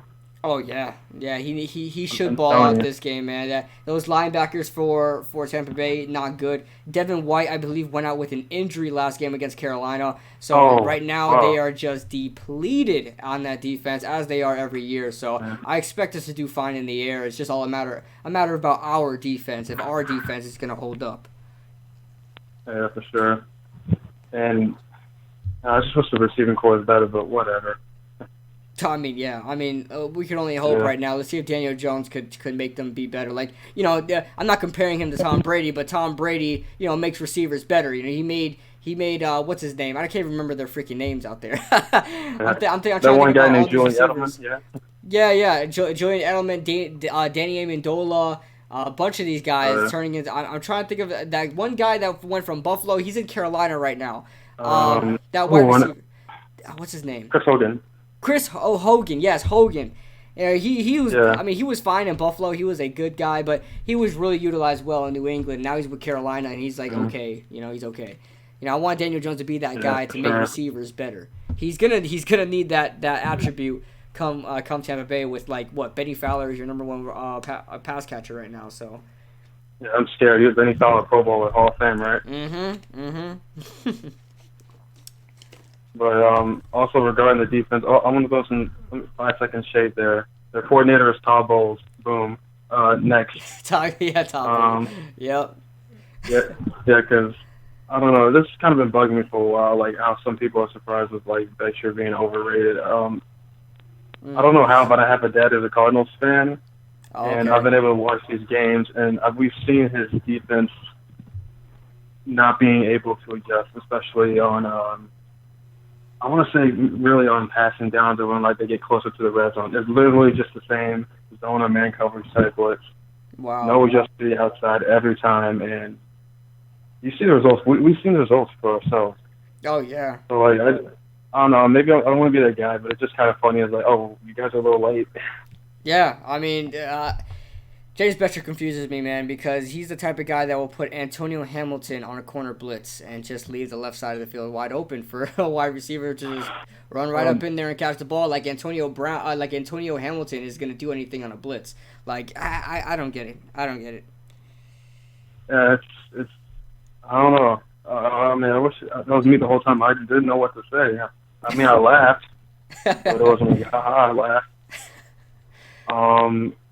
I think in terms of this overall, I mean, they just got to roll with what they have on defense and improve next year. There's no other bodies left. Yeah, I mean, we'll see what happens. They're clearly not. Like I said, this defense is very young, and I guess I'm being a little too critical. I've ranted about them. I made that rant video. I'm just tired of what I see, man. It's ridiculous. This defense shouldn't be that bad. I get it. This team is very young. I get it. There's a lot of untapped potential on this team, but you got to figure it out, James Betcher. You got all this talent here. These guys hasn't hit their primes yet. Figure it out, man. Make these guys hit their primes, It's not like these guys are all old veterans that are past their primes and can't do anything. I mean, these guys are just starting their career. You could get something out of them. James Betcher just has to get it out of them, man. Right. And he's not doing a good job at that so far. I mean, if nothing else, Lorenzo Carter and Marcus Golden bounced back Yeah. a decent well the last game, and they had some pressure. Mm-hmm. And Dexter Lawrence is the same like DeAndre Baker. He's adjusting. I mean, I don't think he played 3 downs in Clemson before, so for some reason him struggling doesn't surprise me. I'd be worried if he were just blatantly missing tackles or just hurt all the time. Yeah, man, for real. All right, buddy. I'm gonna get some more callers. Thank you so much for calling in, CP. Cool. Yeah, you're awesome, man. Appreciate you calling in. You bring us some great points as well, but we'll see what happens with James Betcher. All right, no problem. All right, buddy. I'll see you. Appreciate the call, and Redskins suck, right? I don't know. Yeah, Redskins suck. Redskins suck. That's right. All right, buddy. All right, see ya. All right, trying to answer another call. Oh my God. Woo! A lot of calls coming in. What's going on? You are live. Welcome in. Kid Blue. It's Sam Dog, the infamous 253. What's going on, man? I recognize you from the area code 253. I put 2 and 2 together. I was like, it's got to be Sam Dog. What's going on, brother? By the way, if you guys didn't know, this is a Seahawks fan calling in, guys. Not a Giants fan, Seahawks fan. So, what's going on, buddy? Oh, nothing much, man. Just came calling in, getting your thoughts on the whole, Daniel Jones starting against, this Tampa Bay Buccaneers defense before I later on get ready to do my game picks video with my buddy Dallas. So, awesome. How you feeling about it? To be honest, I'm still worried about the Giants defense. Even, Jameis Winston and the Buccaneers offense have done well last year as far as the passing offense goes. So I'm just really worried about that. I'm confident Daniel Jones is probably going to play a little better against this bad defense. I don't think he's going to perform badly, as a lot of people may think. But I think I give the Giants a chance. I don't know if I have them winning yet, to be honest with you, man. Yeah, I mean, I wasn't so sure about with my team the past few weeks with, the O-line issues we've been having. We've basically given up 8 sacks in 2 weeks, but hoping for a bounce-back week with my Seahawks this week. I mean, obviously, I feel for Drew Brees. I was hoping to get a chance because I love when we play against Drew Brees when he's 100%. I mean, it's sad to see what happened to Brees. I know we have to play against the Saints this week, and they obviously have to go with Teddy Bridgewater. I'm still not sleeping on him. I mean, I'm not going to get overconfident. I am confident we can pull this out and take advantage of, and we got to take advantage of this week, but just hoping for the best of my team. And I know I'm excited with how Russell's been looking, though, getting these balls to DK Metcalf and having Will Dissly back at our tight end's been really big, too. Yeah, I mean, are you guys home or away for this game? We're home. I'm going to the game. Oh, you'll be fine. You guys will be fine. I know you should never sleep on an NFL team, but I think you guys will be just fine. I don't think Teddy Bridgewater is going to lead your 2-0 Seahawks to victory. By the way, how are you feeling about your Seahawks, man? They're 2-0. How are you feeling? Well, I'll tell you what. We've had this slow start. I was happy we were able to squeeze out the 1-point win over the Bengals and just barely squeaked out 2 points. 2-point win against the Pittsburgh Steelers. But I'll tell you what, though, when Roethlisberger left the game with the injury, I was telling some buddies of mine, I said, don't sleep on Mason Rudolph. I know he threw the interception on his first pass, and we were able to turn that into points, but then when Mason Rudolph started getting comfortable, Mason Rudolph looks promising for Pittsburgh, and I even told these guys, don't sleep on him, and we basically let them back into that game because Carson had the 2 fumbles. I mean, the fumbles were the reason they were able to get back into it, but when Wilson and the Seahawks orchestrated that long drive, and then we were able, and I got to say, the ballsiest part of it was going for it on 4th and 1 with the guy that fumbled those 2 balls, Chris Carson, and then thankfully he got that 4th down to freaking win the game. But my concern is for Carson. We can't afford for him to fumble 3 weeks in a row. Yeah, and that's concerning for Chris Carson, man. I didn't even think he fumbled that much, but that is concerning. But the good thing is you guys have a lot of running back depth. I mean, you still have your rookie that was Rashad Penny, right? He had a good score too. Penny had the 37-yard touchdown run. It was crazy how he just had the crazy drop back and then had the opening. Wilson even ran ahead the block, and Penny was just gone for the touchdown. That was one of my favorite plays of the game. I definitely love the impact that Jadeveon Clowney has had on our freaking defense. He's batted up a few passes when he's gotten in the backfield of the teams. I mean, his effect's been known. Quentin Jefferson's been balling out. We should be getting Poona Ford back this week, who I've been big on too, and hopefully hoping to see some impact out of LJ Collier, depending on what he's able to do this weekend. But also, I'll tell you what though, I remember that this Tampa Bay defense was able to hold Carolina out of the end zone too. So that Tampa Bay Keep going. That defense could be a little tough though, considering that they still also have Ndamukong Suh. But I think with Daniel Jones being out there, the guy was winning in the preseason. I think you guys should have a good chance at putting up points against that Tampa Bay defense with Daniel Jones at quarterback, though, too. But always you got to be grateful for what Manning did for your team, though, too. The two Super Bowls. In my opinion, the greatest Eli Manning game of all time, in my opinion, as a Seahawks fan, I'll have to say is Super Bowl 42 by far. I was in the 9th grade when that game happened, when he threw up that helmet catch to Tyree and then hit Plexico Burress wide open for the touchdown. That was, other than, obviously my first Super Bowl, being happy, obviously got to be happy about that. Nothing will be sweeter than that. Mm-hmm. My other favorite Super Bowl, other than obviously the one my team won, is, I think, greatest Super Bowl of all time, other than that, was, because I'm a Seahawks fan, is Super Bowl 42 by far and away. Nothing will top that. I like that you said that. Because I do want to ask you something, especially this is coming from a non-biased, non-Giants fan. I want to ask you a question. Do you think Eli Manning deserves to be in the Hall of Fame? And if you do you think he's a first ballot Hall of Famer? It might take a little while on him, but it's not up to me. It's not up to any of us. It's up to the Hall of Fame voters. It's tough to say. That's all I'll say. It's tough to say. I mean, just saying. It's a little tough to say. It's basically up to the voters. No one thought that, our great Seahawks safety, Kenny Easley, even though his career was cut short by a kidney disease, would be in the Hall of Fame 20-some-odd years later, Okay. I mean, there are other and then Jerry Kramer had to wait over 40 years to get into the Hall of 40 or 50 years are a long time to get into the Hall of Fame, Mm-hmm. I mean, there are so many people that had to wait, and some of these people didn't even get in until after they died, which is what sucked about when Kenny Stabler finally got into the Hall of Fame. Yeah, he had to wait all that time, and I feel like it's because he died that he got into the Hall of Fame, man. It sucks that they had to do him, dirty like that. He should have been in there before that. And then Pat Bowlen got in this year, but he's the only one to die before his enshrinement. Wow.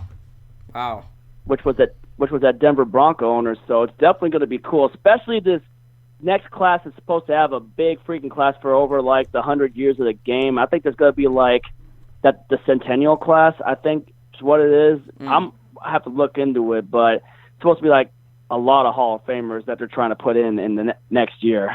Gotcha.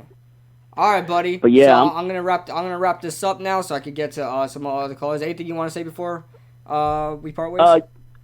Oh, yeah, I'm doing my game picks, so I'll get that video up a little later. So make sure you guys check that out. Make sure to subscribe to my channel, Sam Dog, the infamous 253. We're at 580, trying to get up to 600. Just appreciate all you guys supporting me, killing you, Kid Blue, and I appreciate you still keep up the good work on your content. And I'll make sure to shout you out when I do the pick for the Giants and the Tampa Bay Buccaneers with my buddy Dallas tonight. So make sure to watch that video too, man. I appreciate that, man. Everybody go ahead and subscribe to my guide, Sam Dog, the infamous 253, and make sure you guys watch his picks video as well if you guys want his opinions on the games. Thank you so much for calling in, buddy. All right, and remember, if you ain't with it, you ain't infamous. All right, buddy. Catch you later. Catch you later, man. All right, guys, that was Sam Dog, really passionate Seahawks fan, really knows what he's talking about as well as far as the Seahawks go. All right, next caller.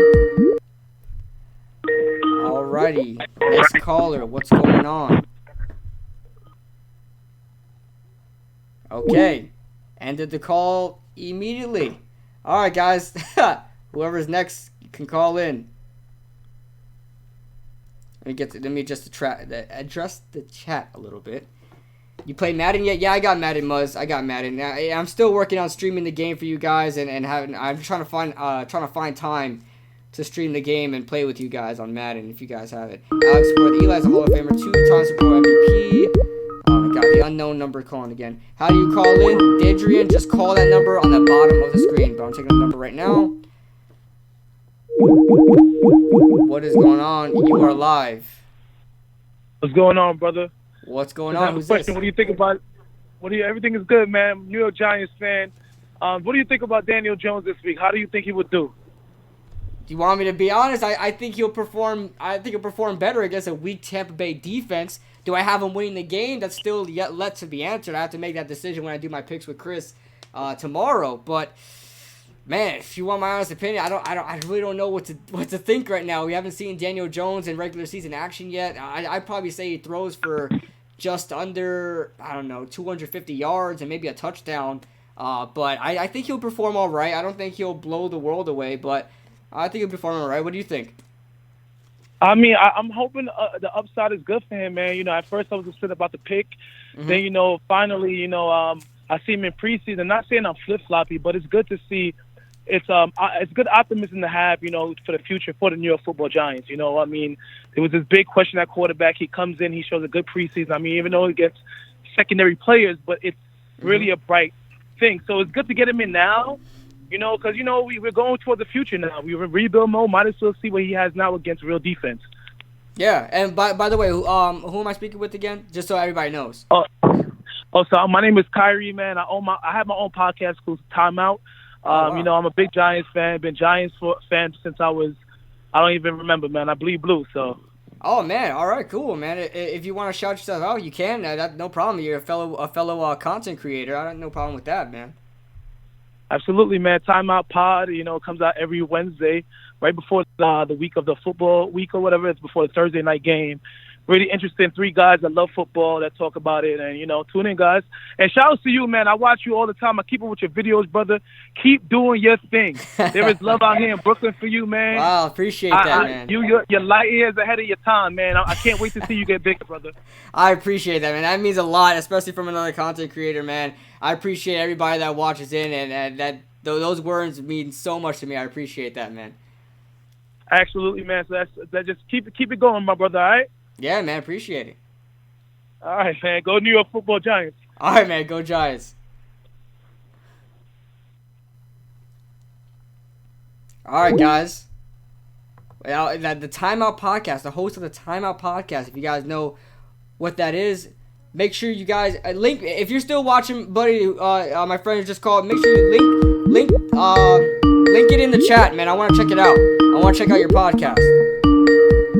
I want to check out that podcast. What is going on? You are live. Who's this? This is the one and only Eli Manning here. Okay. Eli. You guys. Yep. You guys. This is definitely the real Eli Manning. It's definitely. Everybody. It's the real Eli Manning. You heard it here first. Eli Manning is in the building. We are talking with Eli Manning himself. Eli. What are your thoughts, man? You just got benched. How do you feel? Hey, listen, man. It's all good. I've been grooming Daniel Jones since he was 10, So he's going to...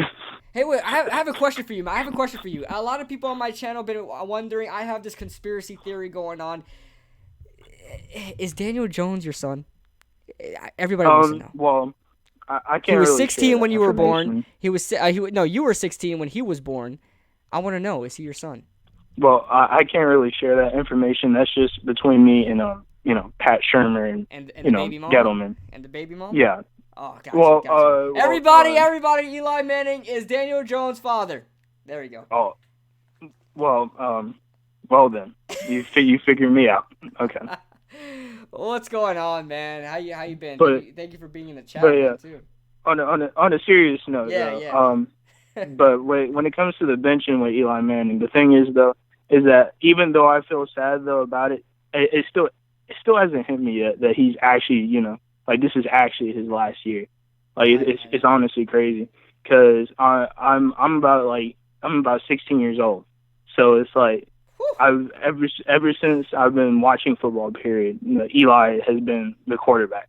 Because I remember the first season I watched the football was back in 2009. Back when we started, I think we were 5-0 and finished the season 8-8. But even then, at the same time, I always liked Eli a lot, and it was awesome to see, the 2011 Super Bowl run. And then now seeing the situation that we're in right now, how he's this dude, almost a decade ago, he was just holding up the Lombardi Trophy, and now he's getting benched. It's crazy, honestly. Yeah, it really is. But do you agree with the benching, or are you of the mindset of we should have stuck with Eli and played Daniel Jones later, or did you want Daniel Jones to play? Honestly, I would probably have him play later. I would have stuck with Eli for the rest of the season probably, and then maybe I would say if we like a lot of other Giants fans are saying, if by week 10 we were 2-8 or 1-9 or something like that, then to put in Daniel Jones, if the season was out of reach. But other than that, I mean, putting him in now, I don't know if I would say it seems like desperation. I don't know. I just kind of get this, it kind of feels like they're trying to somewhat salvage the season just to kind of see if Daniel Jones has it. I don't know. I got you. I respect it. I know some people wanted Eli to play out the whole season. My mindset is just our season's at a loss right now, and I think we're just hurting Eli Manning's career, and he's hurting himself, hurting the team. If we still have him out there, I just felt like Daniel Jones should be out there, get some reps for when things are serious and we have a good team around us. He has the experience, the veteran, kind of experience that he would need, to lead this team. I can definitely understand what you think, having Eli play out the rest of the season, have Daniel Jones learn and start from there. But yeah, I definitely see what you're saying. But that's the sad part about it too, is that if he comes out there on Sunday and he completely sucks on his first game, he's gonna get crucified. Oh, that's the sad part about it. He's in the New York media, man. New York media. Exactly. Nobody's really gonna kind of give him a real chance. They're gonna jump on him already, because I think that obviously, just as an example, you look at Jared Goff. He was horrible in his first year after he came in, but look at him now. He actually has the correct pieces around him. He actually has a competent head coach, and the Rams are just about one of, if not the best team in the NFL. So it's crazy. And Jared Goff just got paid. Exactly. Jared Goff just got paid. So, especially with quarterbacks, man, because quarterbacks are so under the microscope. They're more under the microscope than an edge rusher or safety or offensive lineman or whatever. Quarterback is the main position in football and probably all of sports. So, he's going to be under the microscope if he has a bad game or, a really good game. My message to everybody is just give the guy a chance. If he stinks it up in Tampa Bay, he's going to learn from it. He has the whole rest of the season to really learn. This season is at a loss. We're not really doing anything this season. So my thing is, I hope the media doesn't, stick him with pitchforks. I think he can handle the media, don't get me wrong, but I just don't want to push him to the edge. You know what I'm saying? Yeah, because Daniel, like you said earlier, is he like Eli's son? He seems so much like Eli. I think that he's kind of molded in the way like Eli, where he can handle that pressure. Mm-hmm. He has class. He's not going to crack down under pressure. Of course, not unless he's behind a bad O-line. For the past 4 or 5 years or so, like Eli was. But other than that, he should do. Go ahead. No, go ahead. Finish your statement. But other than that, I think he should do fine with the media. But honestly, I hope people kind of learn that lesson that you have to, especially like you said with quarterbacks, you have to give them more time to kind of mesh with the offense. Not every quarterback is going to be like Patrick Mahomes, where right off the gate they're throwing about 50 touchdowns in one season. They got almost 5,000 yards, and they're in the AFC Championship. That's more than likely not going to happen. Yeah, and I think especially with exactly what you said, like guys like Patrick Mahomes and guys like Baker Mayfield, where you're getting instant success from the quarterback position. I think I think people are expecting that from Daniel Jones, and I hope, and I don't want to speak for everybody, I think most people are expecting that from Daniel Jones, and I honestly, I believe it. I believe in the kid. I want to stand behind him. I am standing behind him, but I just don't think that's going to happen. I think a lot of people are going to expect that. So if he doesn't succeed in that way, I think everybody's going to be calling for his job right away. Exactly. I would have rather him start maybe next week at home versus the Vikings. But then Very again, good looking point. at it, I guess the Bucks might be an easier opponent, but I think it would be kind of a better environment for him to be in the New York, New Jersey metro area at home more than down in Tampa. Kind of is more of a comforting environment just to kind of set the tone for what's to be for the next couple of years.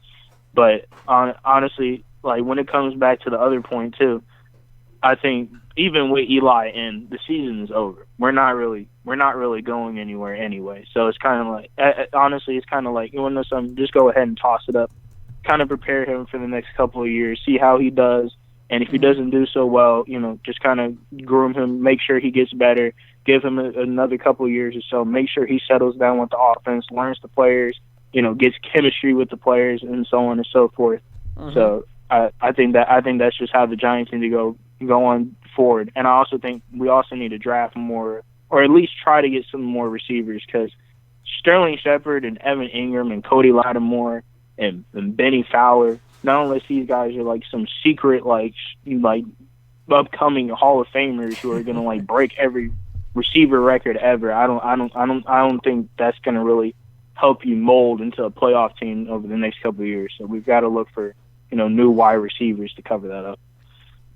Yeah, man, for sure. We gotta find something, especially some good depth, and we're lucky with the Giants right now. Yes, our wide receiving core is not good, but if any other team with a regular wide receiving core was in this situation, they would be absolutely screwed. Like, we had some good depth at the wide receiver position this year for this type of situation that happened. I think Russell Shepard was like our 6th wide receiver or something like that. We still have Darius Slayton waiting to come back from injury, so. I mean, we're okay right now. I think we're in a better situation. Yeah, we got Golden Tate, too. Yeah, and Golden Tate's coming back. So we're in a better situation right now that if guys do get hurt, like Corey Coleman's out for the year, we were able to recover with that, with Darius Slayton and other guys like that can cover the slot. I'm happy with what we had at the wide receiver position with what we're going through, with everything that we went through. Sterling Shepard with a thumb in the preseason, Golden Tate with a suspension, Corey Coleman out for the year, Cody Lattimore with a freaking leg injury. I mean, Darius Slayton with the hamstring, and we're still putting out some kind of wide receivers out there. We're not putting guys, pulling guys from the practice squad. It shows good team management in a way, but I mean, yeah, we'll see. We definitely need another wide receiver, man. Yeah, is Shepard still concussed or is he good? To be honest, I don't know. When they practice, I believe they had practice today. You would have to check the injury report. I'll have to check that out as well. I think they had practice today. So if he shows up on the injury report, we'll see. But as far as him playing next week, I don't know. I put it as doubtful. It's doubtful still, but it's a very good chance he may play. Oh, hopefully he does, honestly, because that Bucs defense did look pretty good, even though I think Cam kind of helped them out a little bit. Yeah, I think Cam is still. I think they said something's wrong with his shoulder. He looked tearing bad apart, out there. man. He's tearing apart. But hopefully we have as many weapons as possible, because even though it's Daniel Jones' first start, I mean, one thing that I always believe is that I never hope that they come out there and lose, because I don't care about draft picks or nothing. I hope they win every game they play, no matter what situation they're in. I just hope they're the best prepared for that situation. For sure, man. All right, buddy. I'm gonna let you go now and get some more other callers. Thank you for calling in, as always, man. Appreciate it. Eli Manning, everybody. It's Eli Manning. Yes, the one and only. Take care, bro. The one and only. All right, buddy. See you later. Okay. All right, guys. You guys heard it here first. Eli Manning called into the show, gave his thoughts on what's going on at the quarterback position. All right. Oh, God. You know who this is. Everybody in the chat, I want you to welcome in someone who hasn't been on the channel in such a long time. It's Big Blue freaking News. The man who doesn't want to upload a video. That is the man. He is here. It's Big Blue News, a.k.a. Ray. What's up, buddy? Yeah, What's up, my friend? All right, so what are we talking about? You called in. I don't know. I felt like you would give me a topic, so I have to give you a topic? What is going on here? Am I doing this wrong? Did I call in? Hello? Yes, you did. Listen, I'm gonna mention one thing. I'm mad that they benched Eli, but at least they benched him so that his record doesn't go negative because he's 116. Yeah. So I think they knew that. I think they knew that. They're like, oh damn, this don't look good, Eli. Eli's like, yo, pull out right now. Hey, yo, put Daniel Jones. Yeah. But I don't know. I think that, let's say Daniel Jones has a good start and he starts slacking off. Do you think they're gonna switch back to Eli to end the season and then just have Daniel Jones start next year? That would be a terrible idea both for Eli and for Daniel Jones. Because not only if you bench Daniel Jones, that is going to kill his confidence. It's going to demoralize him and make him feel like he can't do it in the NFL. He just got benched again for the guy, he got put in, he replaced. So I don't think they should. I think no matter what happens, because they know this season is gone. They know the season's done. There's no point of putting Eli Manning back in there. You just let Daniel Jones play. If he sucks, let him develop. You know what I'm saying? So, that's my standpoint from it. But I don't think you should throw Eli Manning back in there. You shouldn't. Nah, because I mean, like let's say, like in my scenario, I'm talking about like if we somehow, some way make it to the playoffs and make it to the Super Bowl. Eli has the Super Bowl experience and the knowledge and all that. So I feel like, let's say we get the chance to even make it to that point, I think they would put Eli in. Oh, what? No, we can't. If the Giants make a playoff run, it will be because of Daniel Jones. Why would you sit Daniel Jones and put Eli Manning in there? You can't do that. Listen, bro. You can't do that. And ended off with another Super Bowl appearance by Eli, bro. And it's clear like he can retire and go off in the sunset, bro. That's it.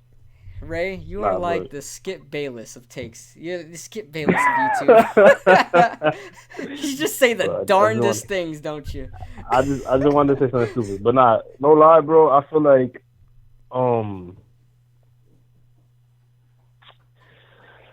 really, like how I forgot who you saw this with, but you were saying how the media's gonna criticize Daniel Jones about like if he does bad, they're gonna like attack him on the media. Mm-hmm. They obviously not gonna do good. The Giants, if they win, I'll be surprised because at the end of the day, they didn't address the main problem, which is the defense.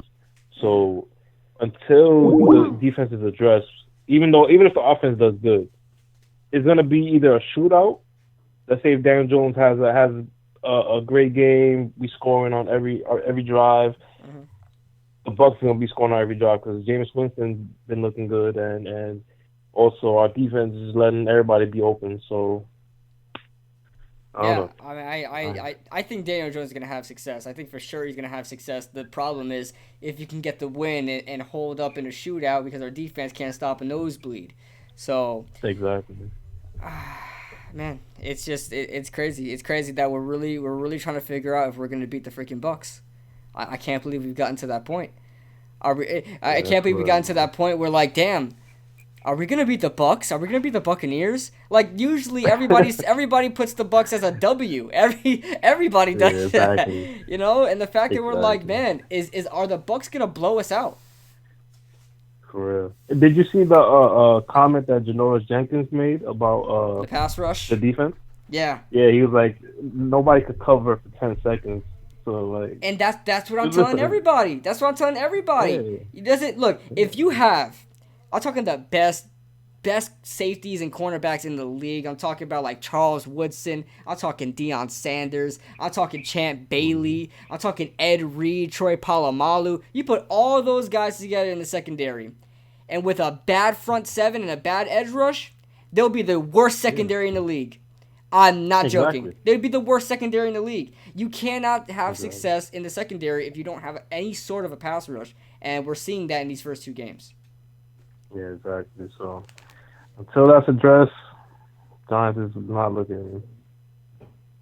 I know, bro. Not looking I feel your pain, like bro. any type I could of sense scary, your bro. heartbreak. Like, I could sense your heartbreak, man. I could sense it. yeah, bro. I'm crying inside. But listen, I'm about to leave because I gotta do homework. But I just want to tell Jeremy Valencia, you're gay and stop talking. All right. Hey, bro, you just upsetted the LGBTQABCDFG community, bro. Oh damn, man! I'm sorry. I don't know the alphabet, so you know. Hey, bro, you just upsetted your freaking essay partner, bro. You just upset. Hey, man. He might report you to your teacher, man. You just. Listen. I'm dropping that class anyways. It don't matter, bro. I'm gonna let you talk to somebody else. All right, bro. I'll be in the chat. Yeah. All right, bro. Goodbye, my fellow people. Expect a video. Hanging up on him. I hung up on him. I hung up on Ray. I didn't think he was gonna keep talking. I didn't think he said bye. I said whoop. He said expect a. All right, guys. Expect a video 10 years from now. 10 years from now, expect a video from Big Blue News. What's going on? You are live. What's good, Kid Blue? This is 40 Lux. What is going on, 40 Lux? How you been, buddy? It's been a long time no talk, man. Man, I be chilling. I'm just watching everything. I watch you. I watch Bad Dog. I just be just watching, man. Y'all be putting me. You know what happened? I work early in the morning, so got you. When y'all like online, I just be laid up in the bed just listening to y'all guys. I appreciate that, man. I appreciate you spend the time to do that, to watch my stuff. Man. Appreciate it. Yo, but I have a feeling Daniel Jones, he gonna ball out Sunday. Yep. The reason why I say that because he has experience with those receivers that's out there. Mm-hmm. He does in practice and in preseason. He does. Yes. So I think they're gonna go out there and put on a show. Oh man, I really think so. Like Chris says all the time, your words to God's ears. I hope so. I hope so. I really think so because I don't think Eli really has chemistry with those guys, but Daniel Jones does. Mm-hmm. I hope so, man. So I'm looking at it. Yeah, he was really looking good with Benny Fowler, Cody Latimer. You know, his first game against the Jets. Those connections were great. Yeah. So that's the positive I'm getting from that. I hope there's no negative. I'm not wishing that. Mm-hmm. Shout out to Eli. Man, I'm 26 years old, and Eli was the only quarterback I know. So. Oh yeah, man. He's the only quarterback I grew up with, man. He's everything I know. It's the only when I first started watching football, he was like the starter in 2004. Yep, 2004, man. That's when I became a Giants fan, and after that, it's been up and down with Eli. Yeah. Just up and down. He'll put you through it. Oh, yeah. You got to be loyal. You got to be loyal to be an Eli fan, man. You got to be loyal. When we played the Bills and we lost, I felt like I had to take high blood pressure medicine. Like, I was going through it. I know. You just feel like just running through a wall right now. How angry, right? Yo, legit, the game was it started to get boring because how it was 21 to 7 for forever. So when TJ Jones had that return for that, was it 30 yards? Uh-huh. Man, I was hyped. And I was like, okay, we could get back in this. And then here comes Eli. Here comes Eli. And that crazy garbage offense. Man, that's all I got to say, man. I ain't going to hold you up.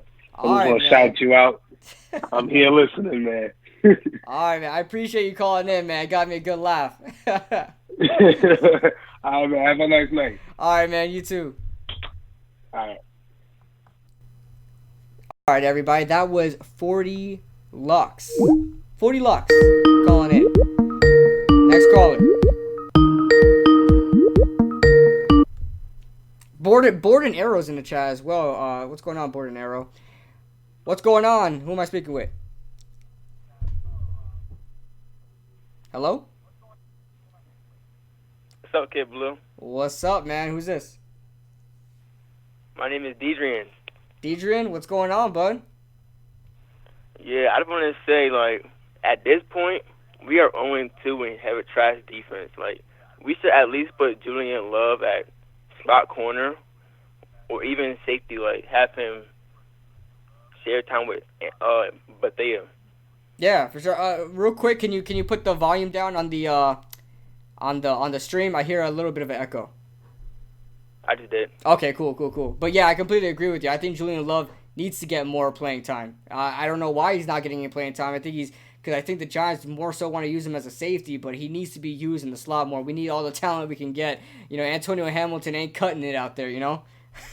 Yeah. Like, at this point, like, what are we losing on defense?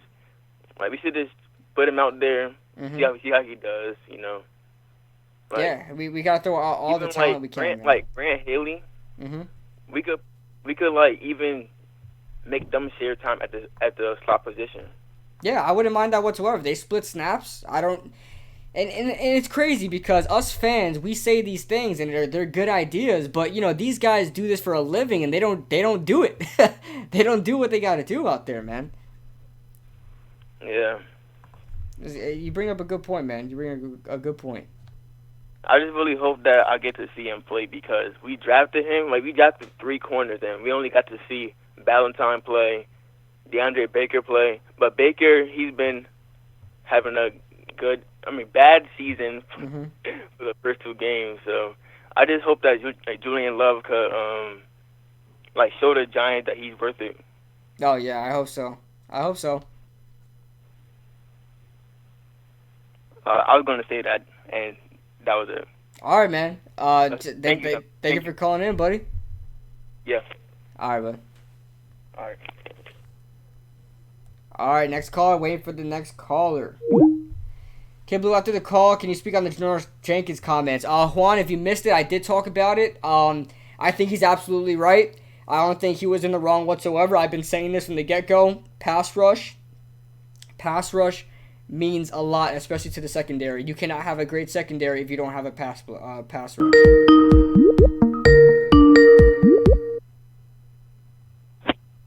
What's going on, man? You are live. Who's this? What's going on, Kid Blue? This is Delano. Salute to everybody in the chat. What's going on? My man, Delano. Yeah, how you feeling, man? I'll tell you right. I'll tell you first off. Thank you for calling in. I believe this may be your first time calling in, right? Second time? First time. First time. Yeah, I appreciate you calling in, man. I really enjoyed talking to you in the comments. But yeah, everybody's saying Delano now. So I'll tell you right now. Right now, I'm feeling great. I have a little bit of sadness for Eli, but I'm feeling great. I want to get your thoughts though. I'll be honest. My initial thing is, you're putting a Band-Aid on a bullet wound. Eli's not really the problem. Pat Shurmur is. I think because management isn't as quick to pull the trigger on Pat Shurmur. If you look at the moves that they've been making along the way, it's almost like they've kind of set Eli up to fail. But we don't want to send him off, and we don't want to push him out the door. We want to make it where the fan. Because think about the time when they pulled him from the game. Nothing was wrong with him, but they took him out of the starting lineup, and the fans were in an uproar about it. So you had no other choice but to put him back in the game. Yeah. But exactly. How else do you get rid of somebody that's a favorite to a degree, where you don't look like the bad guy? You find ways to. You kind of cripple him, you know what I mean? You get rid of his weapons. Odell was a problem. Don't get me wrong. I get it. But you got rid of him, and the cost. Like, you know what I'm saying? Like, you could have gotten so much more for Odell, for the price tag and for the talent. So it felt like, okay, you're getting rid of him. Why wouldn't you get rid of Eli at that point? Because it looks like, okay, we're rebuilding. Exactly. Exactly. And so because of that, it felt like we're going to strategically set it up to where it looks like, oh, we're doing everything we can to help Eli out, and we're going to do everything we can to build around him. But secretly, we want to get rid of this guy. He's already costing us money. We're not winning. But the fans won't let him leave. The fans still get mad if you put somebody else in the game. So At the end, I blame for our losses the coach. Pat Shurmur makes these bad calls. Terrible. That's the guy that needs to be. He needs to be the one that's out. Not, you know what I'm saying? And don't get me wrong, I think he surpassed his time, and I'm grateful for everything that he's given us. The send off just seems like I'm forcing. This is like, okay, we're gonna do everything we can to make you look like you're the problem. Yeah. Oh, Daniel Jones has the arm on him. He's the one with the cannon, and Eli, he just doesn't have it anymore. And like I said, all this stuff is already known. But let's be real, Eli's been on decline for the past 3 years, so it's not like you're getting something new. Exactly. You know what I mean? So it just feels a little. It feels a little off, you know. And again, the way they set it up, you know, we're not gonna just throw Daniel Jones into the starting job. You know, it's Eli's to lose. So you're not even showing that you're supporting Eli. You don't even have a structured, you know, system in place or a structured strategy. Hey, you know, whoever performs, you know, that's what it sounded like. And because Daniel Jones did such a great job in the preseason, it made it easier to say, okay, well, maybe we can get rid of Eli now because this guy is killing it. He's killing it, yeah. But now look at the weapons. Yeah, look at the way it's terrible. And the Giants put Eli in a really bad spot. And in my opinion, if it was up to me, and I love Eli, but if it was up to me, I probably wouldn't have brought him back this year. Why? At this point, why? You know? Right. I don't get why. I mean, did we think we were gonna make another Super Bowl run to help his career out? I mean, if you thought that, then fine. But I mean, realistically, I think everybody knew this team wasn't gonna do much. Maybe the top it off at like 8 wins, maybe. But you'll still be hurting Eli Manning's Hall of Fame career. He wouldn't provide much of anything in his last year. This is basically his farewell tour. You know, this is basically his farewell. This is basically him just saying goodbye. And that all means good. That's a nice soft story, and you know it's heartfelt and it's a tearjerker. But when you're trying to build a team for the future, you know you're not doing anything this year. Why not put Daniel Jones and let him play? You know, let him develop. But and the funny thing is, because here's what I find funny too. Where we're lacking, a team like Jacksonville has that. What they're lacking, we have that. Oh, exactly. They need a quarterback. But it seems like we're never going to make that move because, again, despite Jalen Ramsey's talents, and I said this in Bad Dog's comments, he has an enormous talent and a mouth to match that talent. Yeah. And they want to get away from that. So even though it seems like the perfect fit for us, where we get somebody of benefit on our defensive end, you know, maybe it makes it doesn't make James Bettcher look so incompetent. Yeah. You don't have a reason to bring him in because, again, the culture that you're trying to cultivate in New York, you want guys that are less outspoken. Oh, less, for sure. You cannot be a hot rod. You cannot be a hot rod over here in New York, man. They'll let you know about it. Look at Odell's time here in New York. Yeah, and the funny thing is, if you look at it, Odell really wasn't as outspoken as Jalen Ramsey is. His problem is he's too temperamental. Yes. Something goes wrong, he acts out as opposed to speaking about it. He gets in a fight with Josh Norman when really, again, you know, he just playing head games with you. Like, you know what I'm saying? Oh, yeah.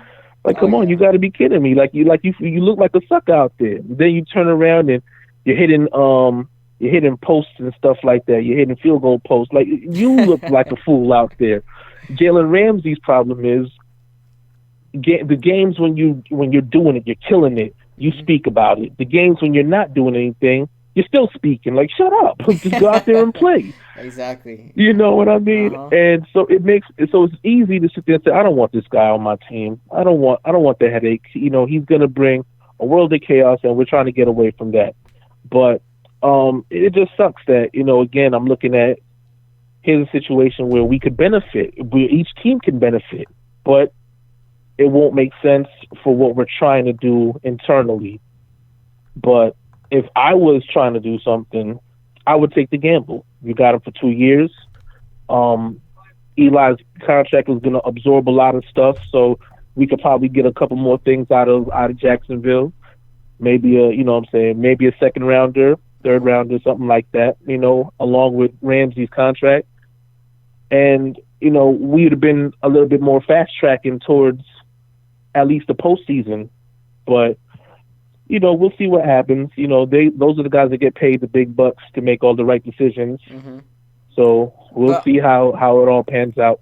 I'll be honest with you. If the Giants were in a different position, say if they're really, say if they're 2-0 and their defense looks stout, their offense looks like it's clicking, but if we have this, one problem on the cornerback spot that, we could use a Jalen Ramsey and he does demand a trade, and we can sacrifice a first-round pick and a couple other picks, maybe even a player. I'd do it. I would do it, and I would take the headache for 1 or 2 years, try to win a Super Bowl. If not, let him go. If we do, that's great. But if we were in another situation, if we weren't in the situation we are in now, I probably would have kept I probably would have tried to trade for Jalen Ramsey and see what happened. I would have took a shot there and see what I can get for Ramsey. But right now in the Giants' position, they're trying to rebuild. They're trying to get all these young players with, and they're trying to make a family out of this. I just don't know if Jalen Ramsey would have been the right decision in trading for him, just with his personality. Right. Mm-hmm. Yeah, I agree. And like I said, it just, under the circumstances, it would have made a lot of sense from a talent standpoint. Yeah. So, again, I get it. You know what I mean? They're not going to go that route. And I wouldn't expect them to, especially with the fact that Jalen Ramsey, I'm sure, wants to play for a winning organization now. He doesn't want to build. If he wanted to build, he'd stay where he was at. Oh, yeah. But, exactly. And so I'm looking at maybe, the Chiefs would probably pick him up, or, they're in a position where they can sacrifice their future, for a more immediate success. So, good luck with that. But as far as the Giants go, I would, the funny thing is, the one guy that I would love to be on our team, who's also kind of in the same situation, would be Patrick Peterson. Oh, yes. He's on the final year of his contract. Yeah. He's already worked with James Betcher, so maybe he helps James Betcher not look like an incompetent jackass as well. Exactly. And then you turn around and you have something that you could build a 3-4 with, because one thing I'm looking at every time entertainers talked about it, he mentions teams with superstar talent. Mm-hmm. The Rams have Aaron Donald. You're looking at the Chicago, they have Khalil Mack. So mm-hmm. Even though they're more the defensive ends and defensive backs, I'm looking at the fact that, okay, if we give us a killer corner who's still able to do it at at this level, then maybe that would surpass or at least compensate for what we're lacking up front immediately. Yeah. But, again, like I said, I'm just a fan. What do I know, Yeah, that's how they're all talking to us right now. That's what they're all saying to us right now. All them in the Giants front office. They think we don't know what we're talking about. But, I mean, I don't know, man. This team, hopefully we make some kind of adjustment on defense. And that's really my biggest concern right now. Daniel Jones, I have confidence in him. Daniel Jones, I'm not too worried about. Of course, I'll be keeping my eye out on him, and of course, I'll probably be critiquing him more than I would like to, just because I care so much about that position, the quarterback position, and it means so much to a football team. But defense right now is what I'm really worried about, man. It's my number one priority. They need to show me something against Tampa. Otherwise, I really don't have any confidence the rest of the season. And if we don't do anything to change it next season, it's going to be the same way. Yeah, I'll be honest. Two more points. One, I know they got to be kicking themselves for getting rid of Alonzo Russell.